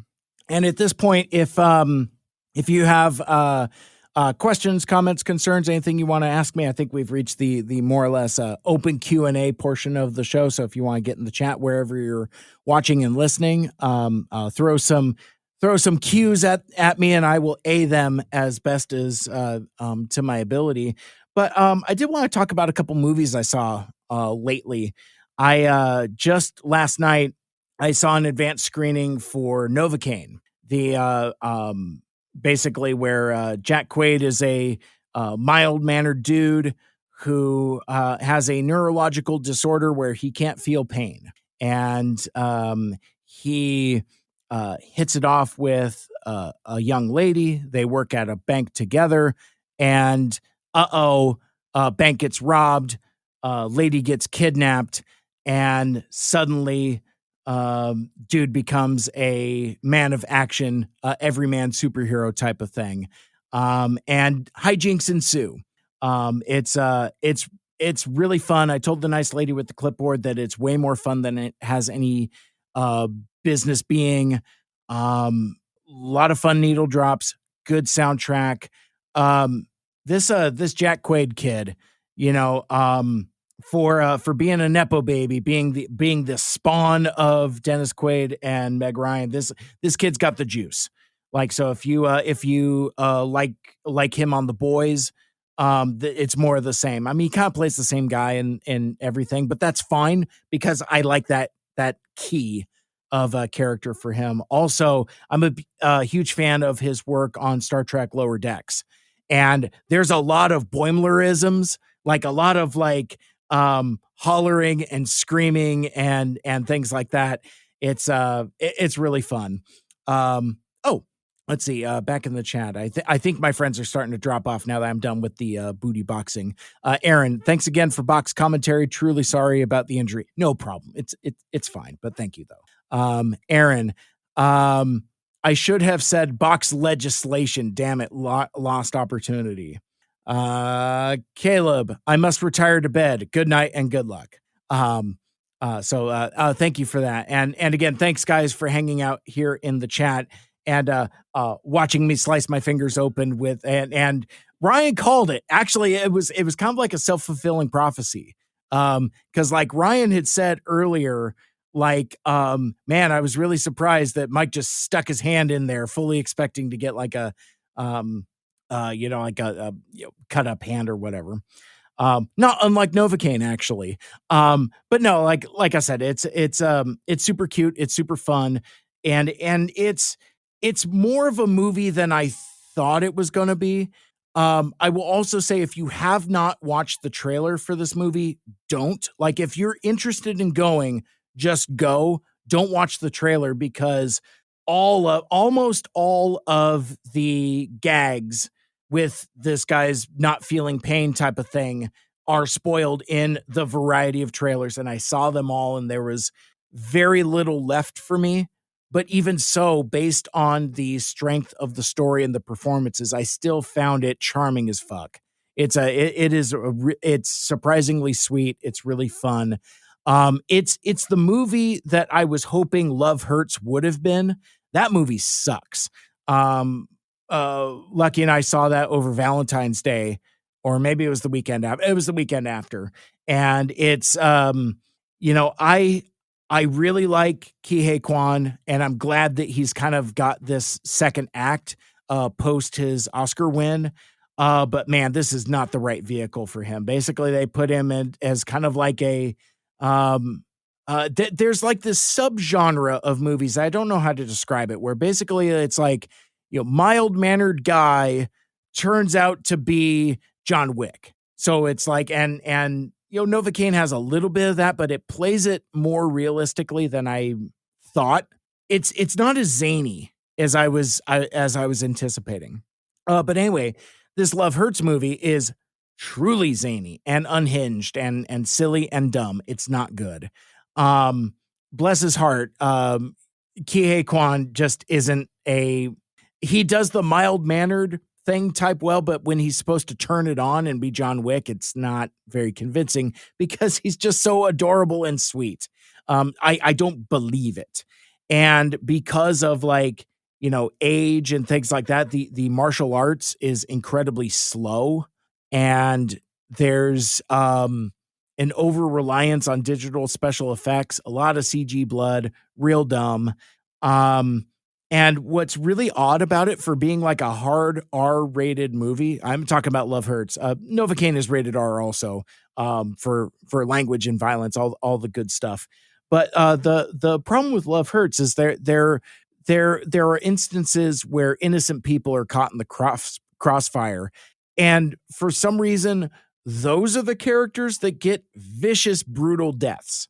The bad guys don't, the good guys don't. It's only the innocent bystanders that just get horrifically murdered. And I didn't like it. And also, one of the draws for us here in the Seattle area, former Seattle Seahawks running back Marshawn Lynch thinks he wants to act, and he's in this movie as a hitman. And buddy, go back to being just like goon number 4. Like, this guy has like lines, and to find a way to bring it back to like Transformers and Beast Wars. So Marshawn Lynch, his big deal, his nickname, his branding is Beast Mode. And, because he was a hard charging running back, plowing through fools, very difficult to bring down. So yeah, so it's beast mode, going beast mode, which obviously I don't have to explain that to Transformers fans. But now I think, as he's trying to do some kind of like action adjacent career, he's leaning into the beast mode stuff. Like, he's trying to do like a Dwayne "The Rock" Johnson thing. So he's billed in the movie, in the credits, as Marshawn, quote unquote, beast mode, one word, Lynch. And as if that isn't cringe enough, at one point during the movie, spoilers, you're not going to watch this movie anyway, it sucks. But at one point, not unlike a Maximal, he says out loud beast mode and goes to tackle a guy. Aaron in the chat here, Marshawn Lynch was great in Bottoms. That was the one I was thinking of. I was thinking of Westworld also. He's like a goon in that. But yeah, he's pretty funny in Bottoms. You're right. But yeah, like the dude just don't got the chops. Or maybe it's just the writing is bad. The movie is bad. Everybody is bad. And you have on my list a 2-time loser, Ariana DeBose, who has like no chemistry with Kie Kwan at all. Like it's like distractingly, like they're supposed to be like in love, and they are not. And anyway, skip it. That's so if you hypothetically, if you want to take your sweetie to a action forward, but also kind of like sweet and romance movie, skip Love Hurts, go see Novocaine. That's the Mike Seibert recommendation. Also last week I got to see Mickey 17, and I'm that is a movie that I am incredibly mixed on. I like Bong Joon-ho. His I liked Parasite. I like Snowpiercer. This movie feels like kind of overplays his hand. The movie is visually stunning. The visual effects look really cool. The creature design is really cool. The spaceship stuff is really cool. It's a great looking movie. Robert Pattinson is terrific. Like, if this is yet another actor showcase for him. And basically what the conceit is that Robert Pattinson has some gambling debts, and his only way he perceives to get out of them is to hitch a ride on a spaceship. And to get passage on this spaceship, he applies for the job of being quote unquote expendable. And in this sci-fi future, what being expendable means is you are sent into dangerous situations, and essentially you're there to die, either to like contract diseases or to, get mauled by space creatures, things like that. And so basically it's kind of like, what I thought going into it was kind of like a Edge of Tomorrow, Live, Die, Repeat, Groundhog Day in space type of thing. So I thought that's all I was getting. And for the first 2/3 of the movie, it's pretty okay. It's pretty good. And really what the thrust of the plot is basically like every time Robert Pattinson dies, he's cloned. He's basically like regenerated and has like all of his memories like downloaded into this clone, and he goes back into the meat grinder, so to speak, for whatever next misadventure. You get some really cool montage stuff where this guy just gets murdered over and over and over, that kind of thing. But there's a time, and it's in the trailers. It's kind of like the conceit of the movie, actually. What happens when a Mickey seemingly dies but doesn't? There's basically you have a double impact situation where you have two Robert Pattinsons running around, because basically the one they thought died made his way back, and now you got two of them. And it's fascinating character study. It's kind of like a weird nature versus nurture type of thing. Like theoretically, if you're coming out of the printer and a clone, that basically each one is the same, but you come to find out that that's not so much the case. So it's fascinating existential stuff to explore. Of course, there's strong themes of capitalism and colonialism, and really stinging satire. Now, for me at least, and I would think folks in my audience, this is probably where you're going to part ways with me. Mark Ruffalo is the kind of like leader of this expedition, this colony. They've been tasked to like go out into space and then, colonize.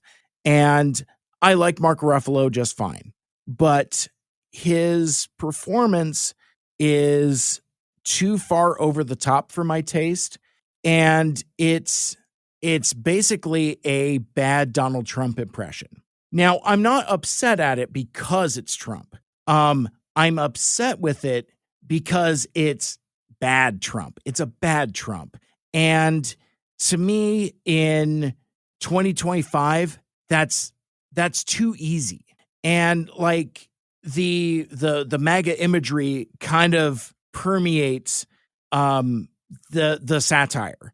like the followers of the Mark Ruffalo characters wear red hats, for example, that kind of thing. And I don't know if I am at the age or at the time in my life where that I don't get satire, or I don't appreciate satire, or what it is, or if this was just too heavy-handed, but it threw me the fuck out of the movie. I'm just like, okay. And I was getting really fussy.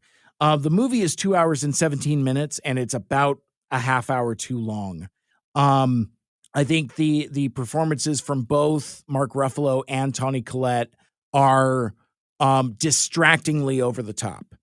And I'm kind of disappointed and a little frustrated by that, because the anti-colonialization message, the anti-capitalism message, that stuff is already there in like the first 2/3 of the movie. Like I like my satire to sting a little bit and cut like a scalpel. I feel like with the Mark Ruffalo character, it's more like a blind woodsman with a dull axe in the woods. And it just didn't land for me. And there's stuff with like the space creatures that goes on for too long. And it's just, the thing I keep saying to myself in other places is that it overplays its hand. Which again is really unfortunate, because I think it's a really cool concept, and I think it's really well executed, and it has a little bit of like that kind of like multiplicity. What would you do how would you interact with yourself type of thing. So when we're doing that kind of stuff, it's really clever and it's really fun. But yeah, by the time it ended, I was getting really antsy and really fidgety. And I think unfortunately, it's good. It's really fun. Go for the Pattinson performance, but yeah, I just, for me, it doesn't stick the landing. It kind of falls apart at the end, and it's, just really draggy. So I guess, who is this for? Well, this is for folks who like Bong Joon-ho's work. It is more of the same, but it's also more, it's like, it's escalated. It's kind of like a Mad Max Fury Road to a Road Warrior, that kind of escalation type of thing. If like Road Warrior is over here, Fury Road is over here, that kind of thing. That's how I would kind of compare this, escalation of work. I liked it. Okay. I didn't love it. I'm not going to watch it again. They're just, I just remember being too fidgety, unfortunately. And because like Ruffalo has like prosthetic teeth and stuff, and it's too much. I went with my buddy from work, and there was a few times where I'm just like, heavy sigh, folded arms. I'm just like, okay. And he would just like give me a nudge, or like he'd put his hand on my shoulder, like there. That kind of thing. But yeah, it just unfortunately just didn't work for me. Take another hit of water here. Let's see. So last thing I wanted to talk about. And I'm glad I didn't start with this, because if I did, I would probably find myself getting upset, and I probably wouldn't be able to do the booty box unboxing. But if you follow me on, I think this is mostly just on Facebook. I don't think it made it to Twitter, and certainly not Blue Sky. Dude, I got to figure out if I still want to be on Blue Sky or not, because like I have a couple friends that I chat with, like literally just DM with, and I go there to see if there's messages in bottles for me. I just don't interact with it. I don't post there. I don't know what it's missing, but there's something there that just, unfortunately, I'm going to keep using Twitter until I have to pay for it. And that's unfortunately the bottom line. And many friends of mine, mostly artists, have left the platform, but for me, it's still the best user experience. But that's neither here nor there. I almost sound like I'm procrastinating to do my last topic, but I posted this on Facebook. We lost a broadcasting legend today, Bob Rivers, who was a longtime Seattle radio show host. Passed away after a battle with cancer, and it hit me really hard. And I'm trying to explain how, because you've been hanging out with me for the last 2 hours, and as you've heard and seen, I tell stories very chronologically. Very rarely do I get to like the headline and then work backwards, that type of thing. But folks of a certain age in the Seattle area will know Bob Rivers as a longtime radio host on KISW, the hot rock and flamethrowing rock station. He was the host there for a number of years. Then he moved to the classic rock station, KZOK, and was there for a number of years until he retired. And that's locally. Now, nationally, Bob Rivers is probably known more for his twisted tunes. Basically, he's kind of like a Weird Al Yankovic type of our area. And in fact, like twisted tunes kind of like permeates the scene outside of the Seattle area. There's like, he's done like Christmas albums, and folks like, outside of Seattle are familiar with those particular Christmas parody songs. And for most folks, because like I've been looking on Facebook, and a lot of folks are kind of upset by that, like, just like a broadcasting icon, maybe like, somebody who you listened to on the radio when you were a kid, or you watched on TV when you were a kid. That's who Bob Rivers is to a lot of folks. As I was driving to work today, I was trying to articulate my feelings to myself so that I could explain it to some of my coworkers, how I was feeling.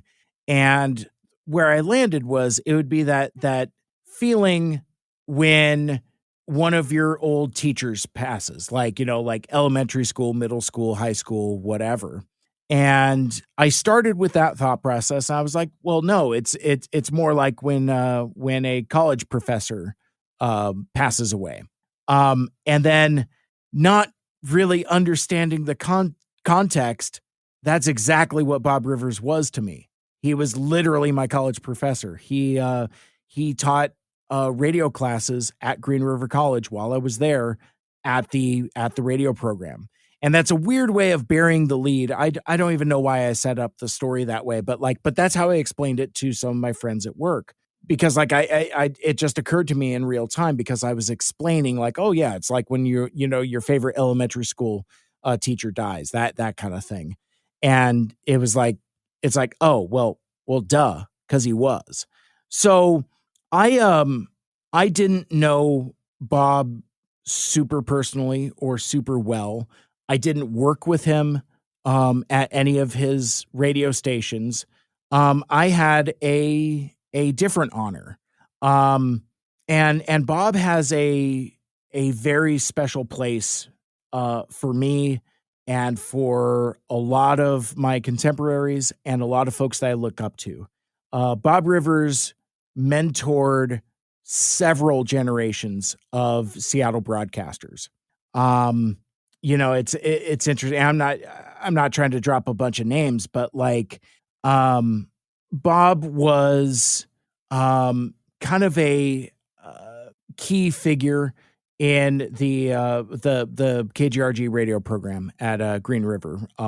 He would like, before my time, before he actually taught classes, he would apparently like substitute and guest lecture. And he was a friend to the program, a friend to the radio station. And there's a lot more to that quite frankly isn't my story.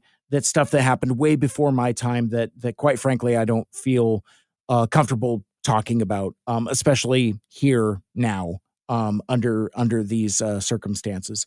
Folks who know. So I'll leave it there. But basically, like, as news has spread of Bob's passing, I see folks like BJ Shea,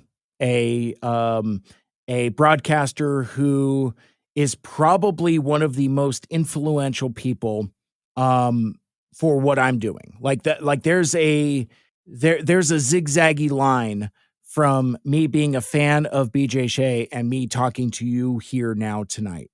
In terms of influence, I've talked about him before, but basically, like, he showed me an example at an impressionable age that you can talk about nerdy, geeky stuff on the radio and be successful at it. You know, you could be a flag wearing nerdy geek person and be successful in mainstream radio. And that, his influence means the world to me. And Bob Rivers was a mentor figure to BJ. Gave him advice, gave him counsel, and you know, they became pretty good friends. And one of my you have days that you know you will never forget. And there was a day Bob was teaching class and he asked BJ to come in and guest lecture. Now, this was at a time before I got my professional radio gig, before I started doing podcasting. Like I'm barely doing, KGRG stuff. In fact, I don't think I'd even passed my board op exam yet to broadcast by myself. I think I'm literally just like still taking classes or whatever. But anyway, like I'm like a super fan of this BJ Shea guy. And he's coming out. I'm just like, oh, it's so bouncy and all that. And anyway, so after the guest lecture, I asked both Bob and BJ if I could get a picture with them. And my buddy Trevor, T2, snapped a pic, and it's just the three of us. And as one of my friends pointed out at work today, actually, let me see if I can find that. Because I was just looking at this here. Come on. Here we go. So yeah, I don't know how the screen is mirrored left to right, but obviously I'm in the middle. And basically, as what one of my friends pointed out at work here today, is like, that's pretty much evergreen looks for all three of us, because BJ he's the one throwing the horns. He looks like that in every headshot and every photo. I look very much like that. I mean, my beard was a whole lot darker then. This was maybe 2016 or 2017. I don't remember when. And Bob always looked like that. So, there have been a few times in my life where I'm like, because I'm not a huge picture guy. Somewhere along the way, I became like a live in the moment type of thing. I don't need to take pictures type of thing, which is kind of silly when I think about it. But regardless, I thought it was important to get this, and I'm so grateful that I did, especially today. And it's so funny because my friend also said, and this is really gauche, but kind of like in a gallows humor type of way. Of the people in this picture, only one of them has a radio job in professional radio, and it's not who you would think. So I chuckled, but I was like, oh, buddy, you don't, that's not nice.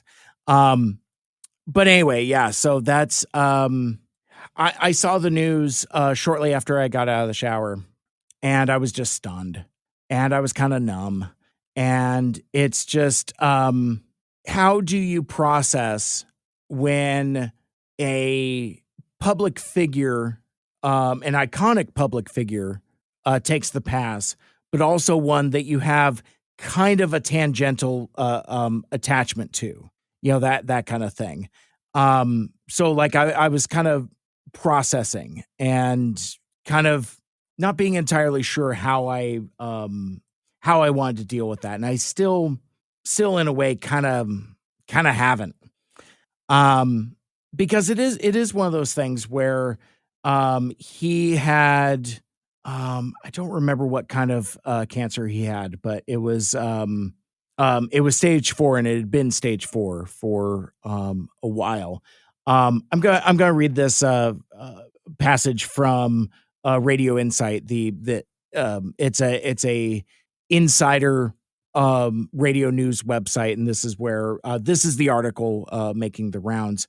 But this from radioinsight.com. Bob Rivers, best known for his long run in mornings at multiple stations in Seattle after working at stations across New England and Baltimore, passed away this morning following a lengthy cancer battle at the age of 68. Too damn young, 68. Rivers began his professional radio career at the age of 16 in his native Connecticut after building a pirate AM radio station in his basement. He would work at a large variety of radio stations that I'm not going to mention, but Bob would begin producing parody songs for American Comedy Network, which would lead him to release the album Twisted Christmas in 1987 that included the now Christmas radio staple, The 12 Pains of Christmas. Also in 1987, Bob Rivers would join 98 Rock, WIYY Baltimore for mornings where he would gain international notoriety. And he had told me this story numerous times. International notoriety for staying on the air for 11 days straight during the Baltimore Orioles 21-game losing streak to start the 1988 season. And basically, as the story as Bob would tell it, is the Orioles started the season like 0-11, and Bob says, he was always good for gonzo radio gimmicks, like they would do like nude stock on like KISW, that kind of thing. But he was like, you know what, I'm gonna stay on the air until the Orioles win. The Orioles would then go on to lose 21 games, and the dude stayed on the air for 11 days straight. And I think that's some kind of record. But yeah, I mean, that's just kind of the gonzo crazy broadcaster that Bob Rivers was. Bob started on 99.9 KISW in 1989, where he would anchor mornings until 2000. Following a one-year non-compete, Rivers then joined Classic Rock 102.5 KZOK Seattle in 2001 and would remain there until September 2010. During his tenure at KZOK, his show would briefly be simulcast in Portland. His final stop in Seattle would be at iHeartMedia's Oldies 95.7 KJR FM from April 2011 through August 2014, with his final show being on the 25th anniversary of his arrival on KISW. I don't know if I remembered that. But regardless, he was Bob Rivers was inducted into the National Radio Hall of Fame in 2023. So that's just kind of like the bio stuff, giving me something to read. But I think part of what kind of hit me so hard also is Bob was active up until the end. Like, he literally posted a blog post and like a live video like 4 days ago.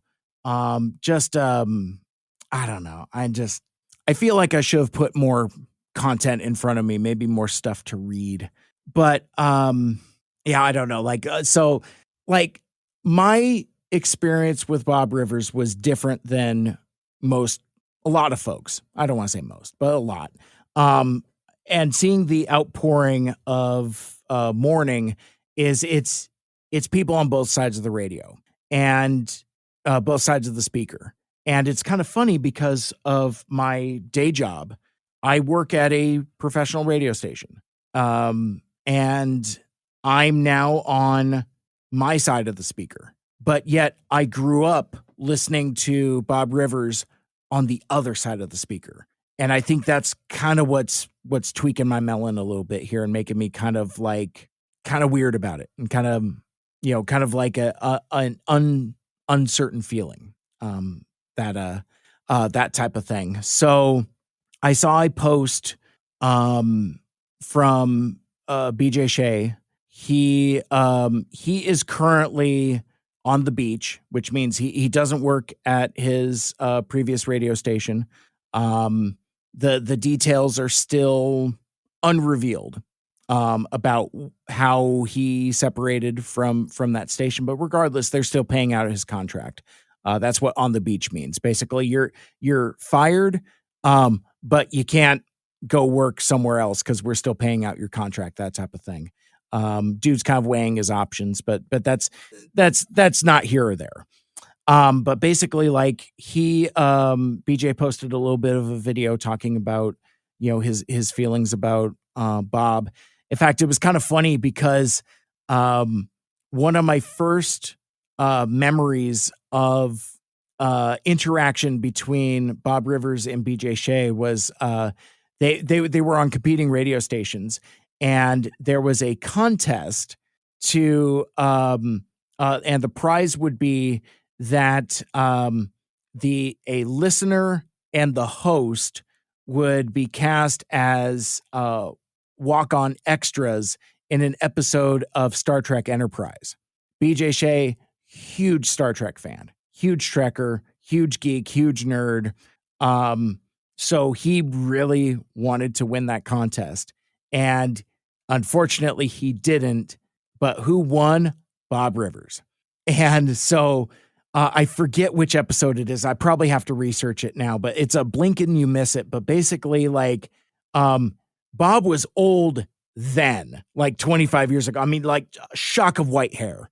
So basically Bob Rivers is like the oldest ensign ever in the history of Star Trek. It's pretty funny. It's actually, once you see it, it's kind of distracting, but when you're watching it, it doesn't register as much. But I remember BJ being like so mad about that.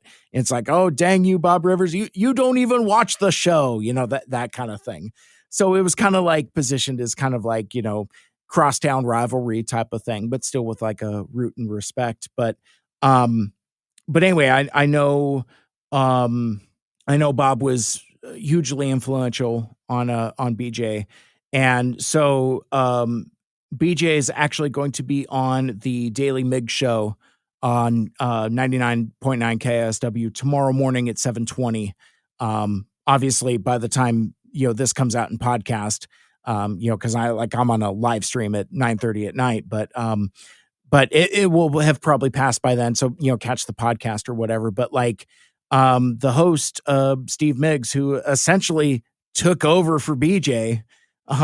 It's just kind of like how the radio industry works. So BJ is going back on the show he used to host on the station that he separated from to tell stories and pay tribute to his good friend Bob Rivers. So I'm definitely going to listen to that. But Bob was influential to folks of all ages. Like he influenced BJ. He also was a great mentor to my great mentor, Charlie Harger, who I've talked about before. He's currently the morning show host over at Cairo News Radio. And I say that with like a little bit of hesitancy because it's like, that's so fucking cool that, I mean, like dude's basically like living his dream. Like he thought he had his dream job when he was the news director of Cairo News Radio, but now he is the lead anchor, the host of the morning news show. So, God, I haven't talked to Charlie in a million years. I should probably reach out, send him a text or something. But anyway, like, so it's interesting to see the cross section of folks that on my side of the speaker who have been influenced, and obviously my classmates. So like I told in a sideways backwards kind of way, I grew up listening to Bob Rivers. I knew Twisted Tunes, and it was kind of like, it's more Weird Al adjacent content for us in the Seattle area. But at a certain point, I kind of outgrew it. It's like, it's it's a show you listen to when you're 6 or when you're 12 or so. Like, how old was I at that point? I'm trying to remember. So he started in 1989. Oh, so I would have been, so I'd have been 12. No, 11. So I'd have been 11. Yeah. So actually that's right about right. And, so yeah, I would listen to it. I liked the show. And I remember I would like tune in like on snow days to get like the updates to see like if I was going to school that day or if it was like a delay or if it was just straight up snow day or whatever. But anyway, I eventually kind of just outgrew the show. I would describe the Bob Rivers show as edgy but safe. Wholesome adjacent. Like it wasn't rowdy. It wasn't the Howard Stern show. It wasn't Opie and Anthony. It wasn't Bubba the Love Sponge. It wasn't anything like that. But it was, there'd be some mild potty talk, that kind of thing. It was wholesome, friendly, approachable. But like one of the things that always struck me is Bob would tell me about how he ran his show, and he would run his own board. And basically, like in a traditional talk show format, you have a talk show host that has a microphone, not unlike the one I have in front of me, and maybe a console with a couple buttons, like, maybe a couple computers, maybe you could play some sound effects, and a button to turn your microphone on and off. But you're not driving, you're not actually like pressing buttons that affect what goes off on the radio station. You're not firing off commercials, that kind of thing. So traditionally it'd be like a host. In fact, actually, this is the dynamic I have at my day job. I'm in the control room, operating the console, playing the commercials, minding the schedule, playing music, turning microphones on and off, answering phone calls, that kind of thing. Whereas the host I work with is in a different studio, with those controls that I just talked about, talking about, playing audio from a computer, that kind of thing. But Bob would run his own board, and excuse me, when I called that out as being unusual, he told me that he likes to drive and likes the feel of controlling it. And that still kind of confused me a little bit. But the character of Bob Rivers was, even though he was the named host, his role was to be the straight man. So like he would have various sidekicks, and the cast would grow and shrink and rotate and things like that. It would change. But Bob was always the straight man, and everybody else would be like wacky and zany, and it would be like the contrast of that. Bob himself, not particularly funny. Not particularly offensive or engaging or anything like that. He was just like kind of like the audience POV type of character. Like Bob's your guy, that kind of thing. And he compared it to being on a family road trip where he's dad and he's driving and he's got a miscreants and misbehaving children in the back seats, but he's driving, steady hand on the wheel, that type of thing. And that's part of the reason why he liked his own board, ran his own board, that, and he would control the mix and things like that. He's, a musician, built out a studio to do twisted tunes. And so anyway, there was a little bit about that. I forget where I was going with that. I think I was talking about, schooling and the classes he taught. So I come to Green River College, and I am I'm taking radio classes. This was in my second year, actually. So I was already on the air on KGRG at that point. Now that I say I had completed the program enough to where I could run my own radio show, but then I decided to stick with the degree path and finish my associates in broadcast journalism. That's what it was. So I'm in my second year, and it's announced that Bob Rivers is going to be teaching a variety of classes, including like news writing and radio production. So not only did I take like a class, I took like 3 classes with him. Oh, I think he had like a podcasting class as well.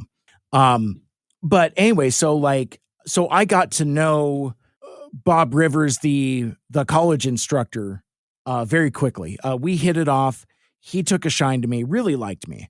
And he, I don't know if Bob was so much a mentor to me in the way that, say, like Charlie Harger was or BJ Shea has, that kind of thing. But he was literally my instructor. So I learned a lot from him, about like, news writing and radio production, things like that. And it was my privilege to TA for him in my at the end of my second year at Green River. In fact, I've joked before that I half taught that class. But no, I mean, like, and that's kind of the trust that he had in me. To like, he would still grade work and things like that, but like, a lot of like dealing with the, instructions and stuff like he would like sit off the side, let me drive. And then he would like, I think that's kind of the vibe that he eventually settled into. It's like, okay, well, I'm going to let this kid run. And then it's like, okay, well, now I'll add some commentary to it.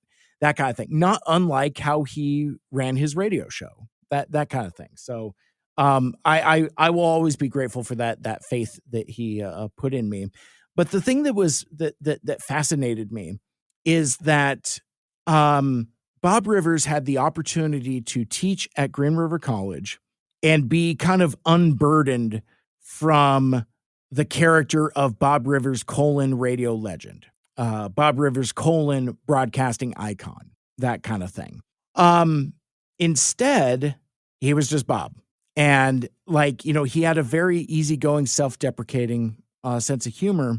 And he would say in class, he'd be like, if, some of you might know me, some of your grandparents might have listened to me on the radio, but yeah, he was never like, do you know who I am? He was never that way about it at all. He was incredibly humble, incredibly kind, and very giving with his knowledge. And of course, he would tell stories. Like, he would tell the Orioles story several times in several classes in several contexts.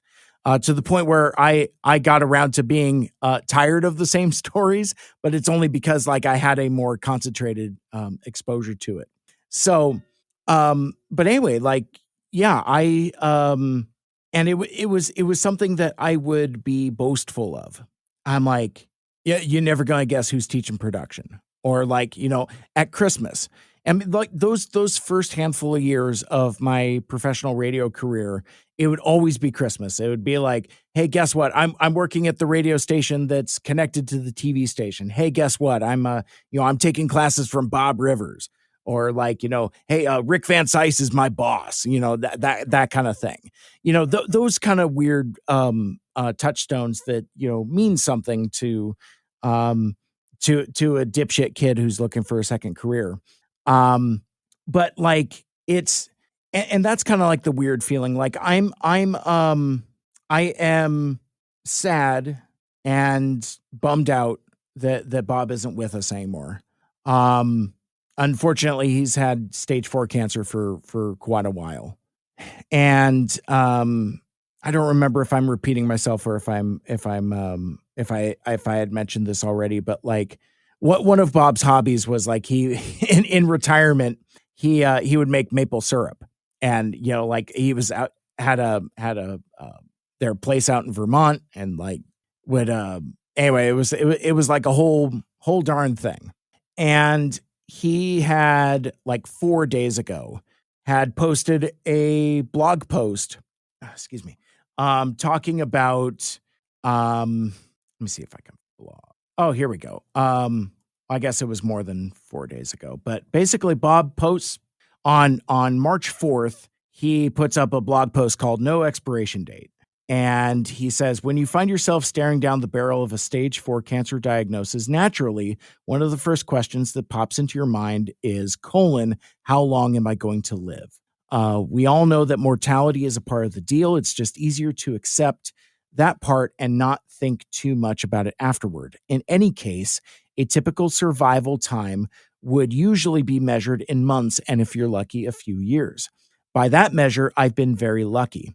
I was diagnosed on January 5th, 2022 with adenocarcinoma, stage 3, which quickly progressed to stage 4. Yet here I am still kicking and checking off bucket lists on March 1st, 2025. And then he goes into an update on his health, and then he talks about his maple syrup, and he's just it's a lengthy blog post, but at the end of it, he writes, getting sick made me almost instantly realize what truly matters in life, and those things usually aren't things at all. They're experiences with people I love. And that's the sad part. Time is running out sooner rather than later. One more thing. If you purchase some of Bob and Lisa's maple syrup in the next week, you'll be entered in a drawing for a bottle labeled First Boil 2025. Go to bobriversblog.com, bobrivers.blog, and we'll hook you up. So he posted this on March 4th. And I forget, I don't know if it really matters. I don't know why I'm bothering to look this up. But I'm here and I've come this far. Bob Rivers was live. Hang on. March 5th. Okay. So yeah, so on he put that blog post up on March 4th. On March 5th, he did a live stream video about, it looks like a 60-second promo type thing where he's talking about his maple syrup. And then on not even a week later, that's it. Dude passes away. And I think that's what rattled me so much, what jarred me so much. BJ said it best in a video he put up when he was talking about his upcoming appearance on KSW Wednesday morning. He says, we all knew it was coming, but that doesn't make it hurt any less. And I've talked a lot about, family members passing away or anybody with illness. It's like, it's not unexpected, but man, it hurts. And I guess when our time comes, and time comes for all of us, it's the hope that when our time comes, that those left behind would say something nice about us. And for folks like Bob Rivers, again, taken way too soon at 68, but had a pretty cool life. Got to do the radio thing. Has a lovely, terrific family. Has found a second chapter in retirement, and found his footing in a third act post cancer diagnosis. Gets inducted to the Radio Hall of Fame a year after his diagnosis.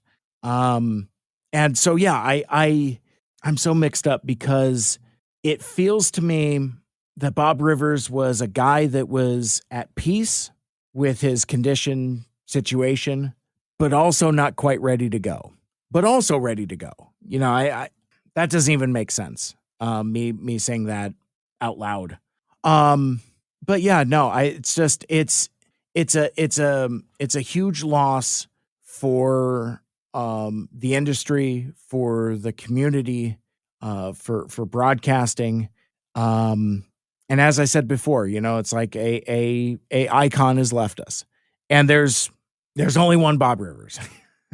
And those of us who had the opportunity to be mentored by him and to know him on my side of the speaker, both sides of the speaker. Again, both growing up listening to him, but then also having the rare opportunity to actually be taught by him is something that's very special to me, and even at the time meant a great deal to me, and now it just means that much more. But I remember I got so caught up in my own storyline that I forgot the thing I was going to talk about with regards to Bob teaching classes at Green River College for broadcasting. So at Green River, there's a large contingent of international students, mostly from Asian countries, and a lot of folks where English is their second language, and generally young folks as well. And I had talked about earlier that when Bob taught, he was just Bob. He wasn't like, Bob Rivers radio legend.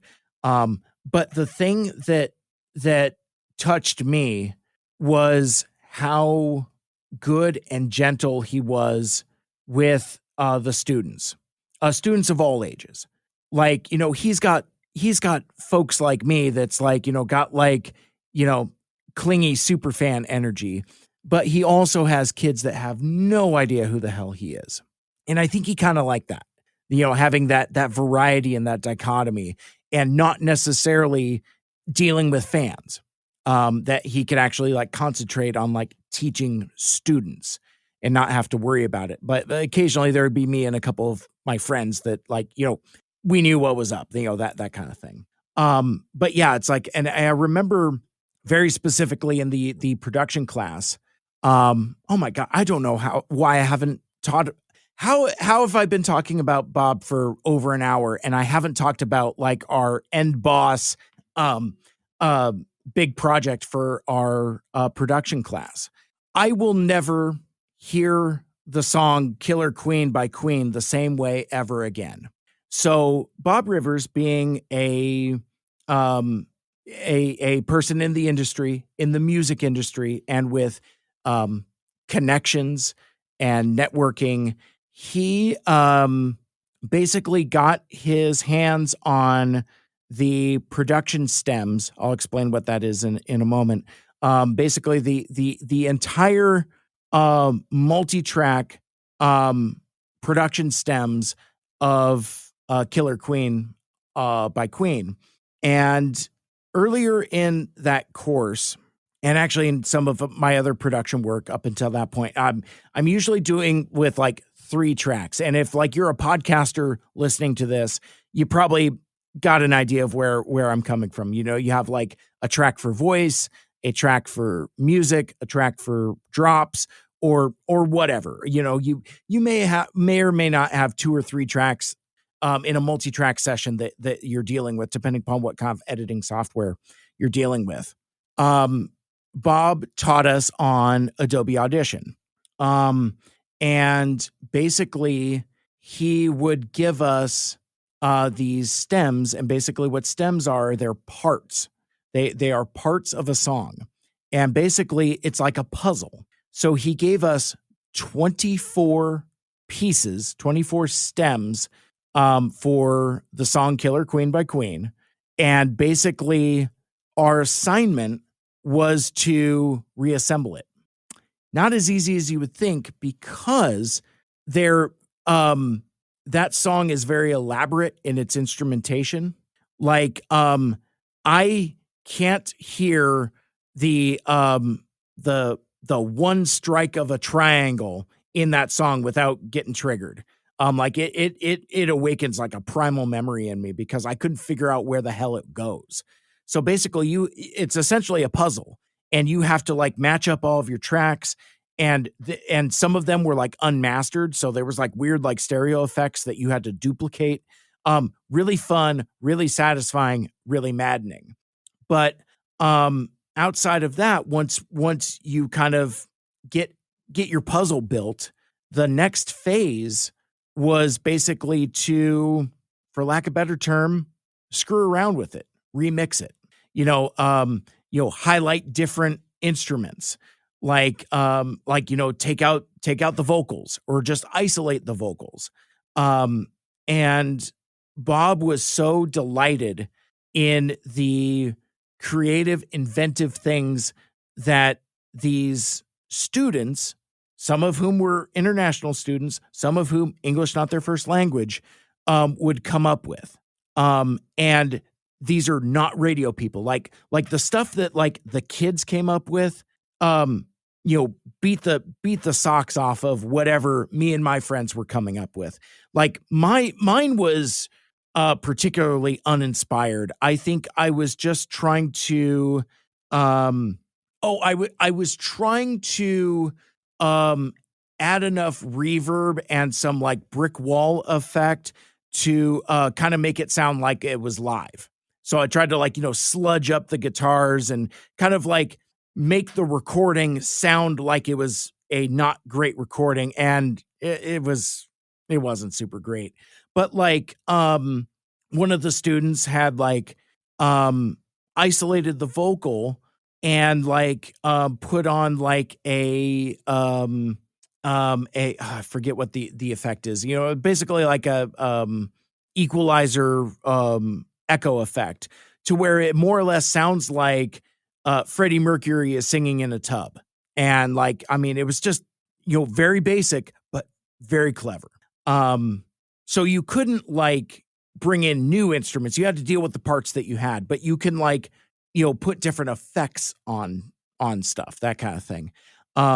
Very, very cool. And again, it was so satisfying for me to see Bob be delighted by those types of things. And yeah, I could tell he was having fun because he doesn't play the instruments in the band. He doesn't sing in the band.